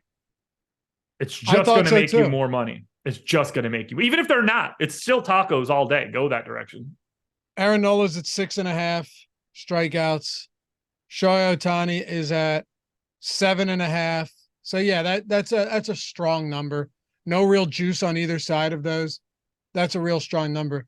Yeah, I mean, listen, PrizePicks, if you're not there yet, you're getting a free month of Stochastic Plus Platinum when you sign up. Remember earlier I was saying 50% off? Everything. Well, if you're in a PrizePicks state, you're getting everything for free when you sign up using our link and depositing over at PrizePicks. So pretty sweet. They've got some big discounts there all the time. A lot of free squares, first match deposit bonus, matched 100% up to $100. So yeah, very, very solid stuff over there. Also, BetMGM, man, free month of Stochastic Plus Platinum there as well. Yeah. We have the link to both of those. You You throw $10 on the BetMGM, you bet $10, and you immediately get a free month of all of our tools for the month. We do that because we think you're going to win. And we think you're going to stick around. If not, you're not out anything. Plus, your first bet over at BetMGM is backed. First bet insurance up to $1,000, so you can bet up to $1,000, and if you lose, you get it all back in bonus bets. So whether it's PrizePicks or BetMGM, you want to get a free month of all of our tools. Links in the description and in chat. Make sure to get in on that. You ever have questions? Like I said, hit me up. Also for PrizePicks, and of course, must be 21 years or older to gamble. If you or someone you know has a gambling problem, please call or text 1-800-GAMBLER. PrizePicks, Josh just put out a great video on the Odd Shopper channel. 5 mistakes that people make that lose them a ton of money on PrizePicks. Watch that if you do decide to sign up, and tail his picks as well. All right. Speaking, I'm gonna. Oh wait, you were that was a BetMGM read, not a PrizePicks read, right? Yeah, but I was just throwing PrizePicks in there because they had the Joey Chestnut discount. I ran a bunch of PrizePicks data today because somebody had messaged me about going 4-2, and I wanted to know, like, all right, what is if your win rate is at every single level down the list, like what can you expect? If you have a 54% pick rate at PrizePicks and all you're making are 6 pick cards, you're going to have an ROI of about -2%. You're just going to slowly bleed it out at 54%. If it's 60%, your expected ROI for every card you put in is 66%. Well, that's insane. And I'm picking 66 over the last 70. Now, which I don't expect that to hold. But even if you want to say, instead of picking at 66% winners, I drop to 56, the expected ROI at 56% is 18%. Massive. It's massive. You're hitting 6-0 3% of the time. Once a month, you'll hit a 6-0. Yeah, and you got to use those type of big runs and those big nights to just set you up so you can kind of tread water until you have those big days. That's what it comes down to.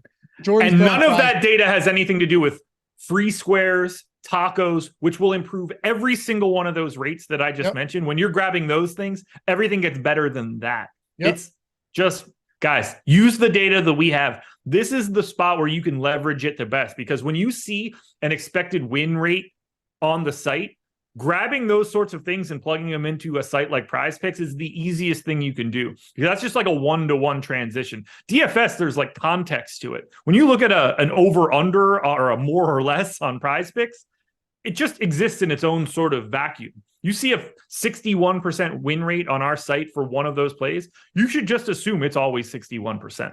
Yep. Jordan, grab that link. All right, so let's talk about these other stacks here. We still got some time. Mets at the 10% top stack probability in the top stacks tool. Houston against Freeland at 9%. Minnesota at 8%. It's pretty flat here for the most part. You have like 10 teams in between 6 and 9%, or 8 teams or something like that. But just looking from a leverage standpoint, are there any teams that you really like that maybe aren't getting a ton of ownership, but you're getting to a lot more than the field? Not really from a leverage standpoint. Like, I am getting to the Mets, the Astros, two of the top teams, and I'm sort of following that ownership. If I look at teams that aren't getting any love, going to one of the Phillies or the Rays, I think, is the most interesting teams. If you want to just be very different, they are not going to be likely top stacks. I have each team around 4%, but they're getting a lot less ownership because the pitching in that game is very crazy. If one of those teams break free, that's a quick way to the top. And I think they are under-owned collectively. They are just not a likely scenario. But in terms of positive leverage for teams that I think are better, I think our ownership is pretty efficient today. Okay. With that in mind, then, do you have any teams that are over-owned that you aren't looking to get to? Because we can talk about under-owned teams, leverage spots, and I know you said ownership you think is pretty efficient, but are there any teams that you look at and you just go, you know what, I don't need to get that much of them? Maybe it's the matchup, maybe they're overpriced, maybe they're just too high owned. I think the Marlins bats are a little too high owned. I think the Astros bats are over-owned, but they're still one of the 3 or 4 best stacks. So it hits a little bit different. When you're over-owned, but I think you're 8th, that's different than when you're over-owned and I think you're 2nd. Like the second team is still going to work their way into lineups. The eighth team probably shouldn't. So in terms of teams that I think are what aggressively overowned, the Red Sox and the Marlins stand out most, but the Red Sox are better than the Marlins today. Okay.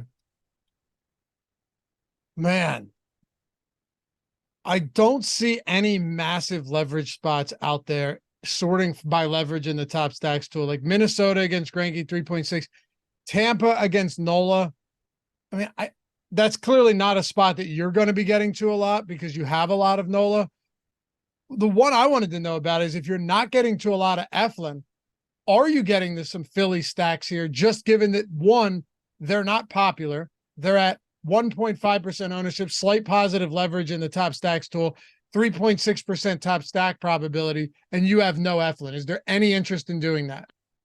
I am manually adding a few, but I don't have much. I wish that I had more than I do. Okay. Because they're hard. I think they're hard to get to. All right. So Wookie asked if we had any home run picks. I actually, it's funny. I was looking on OddsShopper today. There were a couple that, man, really stood out. Like I'll just sort by EV. I hit on those Dinger Tuesdays in back-to-back weeks on FanDuel at plus 750 and plus 680, like two massive long shots. Just using the tool by sorting by EV and then looking at the true odds compared to the actual odds. Sometimes, man, you get some crazy ones out there. Like earlier, Kevin Kiermaier was at plus 900. Granted, not a power hitter, but we had the true odds at like plus 785. Every other book had it around plus 600. Josh, ooh, nice. Volt was at plus 750 on FanDuel. Everyone, Caesars had it, or BetMGM had it at plus 450, and FanDuel had plus 750. Can you think about passing that type of? And by the way, you asked for home run picks. That's all I can give you is because I simply use that to find the best value in home runs. I'm not trying. I don't have the time to try and snipe home runs like matchups anymore. I mean, I will look at it and everything to make sure it's a spot that I kind of like, but I'll sort by that. And it makes my life a lot easier. But imagine just being like, oh, well, this is my sports book. I'll put 100 on this to win 450 when you could have bet 100 to win 750. Like, crazy. It's a great, I mean, like you got really crazy. Good lines there.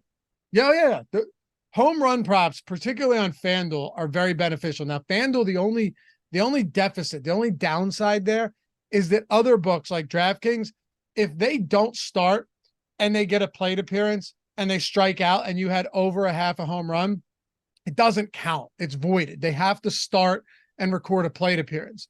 On FanDuel, they only need to record a plate appearance. So if you don't have a cash out option, Josh, and you bet a home run and they end up not starting, you're praying to God that they don't pinch hit.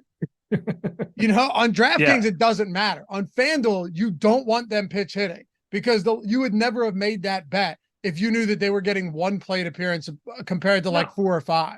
No, never. That's great line value, though. I'm so close, man. Couple more months. Yeah, I know. Oh no, the line value is insane on home runs. To think about turning 100 into 450 or 750 just by putting it on one book to the other is nuts. And we did in back-to-back Dinger Tuesdays. So I'm going to find one for today and make sure to get it out on Twitter. See if Lightning can strike the same place in 3 different times. See if we can go 3 for 3 on Dinger Tuesdays on Twitter. Anything else you got before we head out of here for today on 4th of July? I'll hit everybody with what I have. 85% Luzardo, 45% Maeda, 43% Nola, 20% Belak. Most exposed stack is the Mets. I have 50 5-man Mets stacks, 29 Astros, 16 Brewers, 17 Twins, 13 Cubs, and 13 Red Sox. And I manually gave myself 12 of the Phillies. Oh, okay. You did. I did. Most of that exposure is going to be Kyle Schwarber, but even still. Oh, shit, man. They canceled the hot dog eating contest. Huh? Bad weather. What the fuck does that matter? Don't they want the hot dogs wet anyway?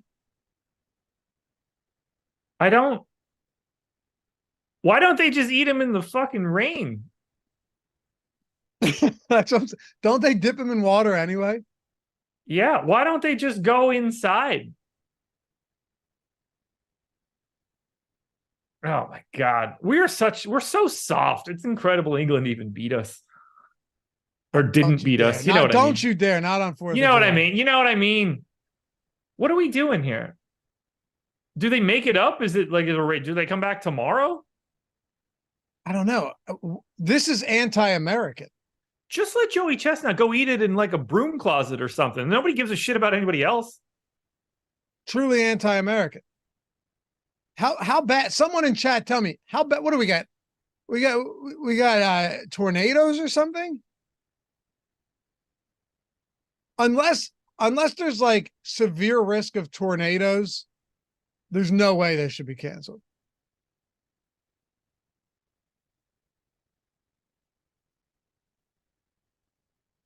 Oh, they let the gals do it, but not the guys. Oh, the girls went first already? Yeah. Who won? Who won? That one girl can munch. What's her name? That girl can munch. Ice Spice? No, what's her name? She's Miki Sudo. She's the one that has the thing about like organizing your house, right? Oh, I thought it was the other girl. Whatever. She ate like 30. She ate half of whatever Joey Chestnut was going to do. It matches the pay scale. We'll see you guys back here next time. Appreciate you watching. Have a great rest of the 4th of July. Enjoy it. Be safe. Be safe. And we'll get back to more baseball tomorrow. We got Live Before Lock coming up tonight, though. Greg and Neil, maybe? Greg and not me. I'll never see it. Back here tomorrow morning on the MLB Strategy Show. Good luck today, guys. Peace. I got to hope I can get lineups in at that point.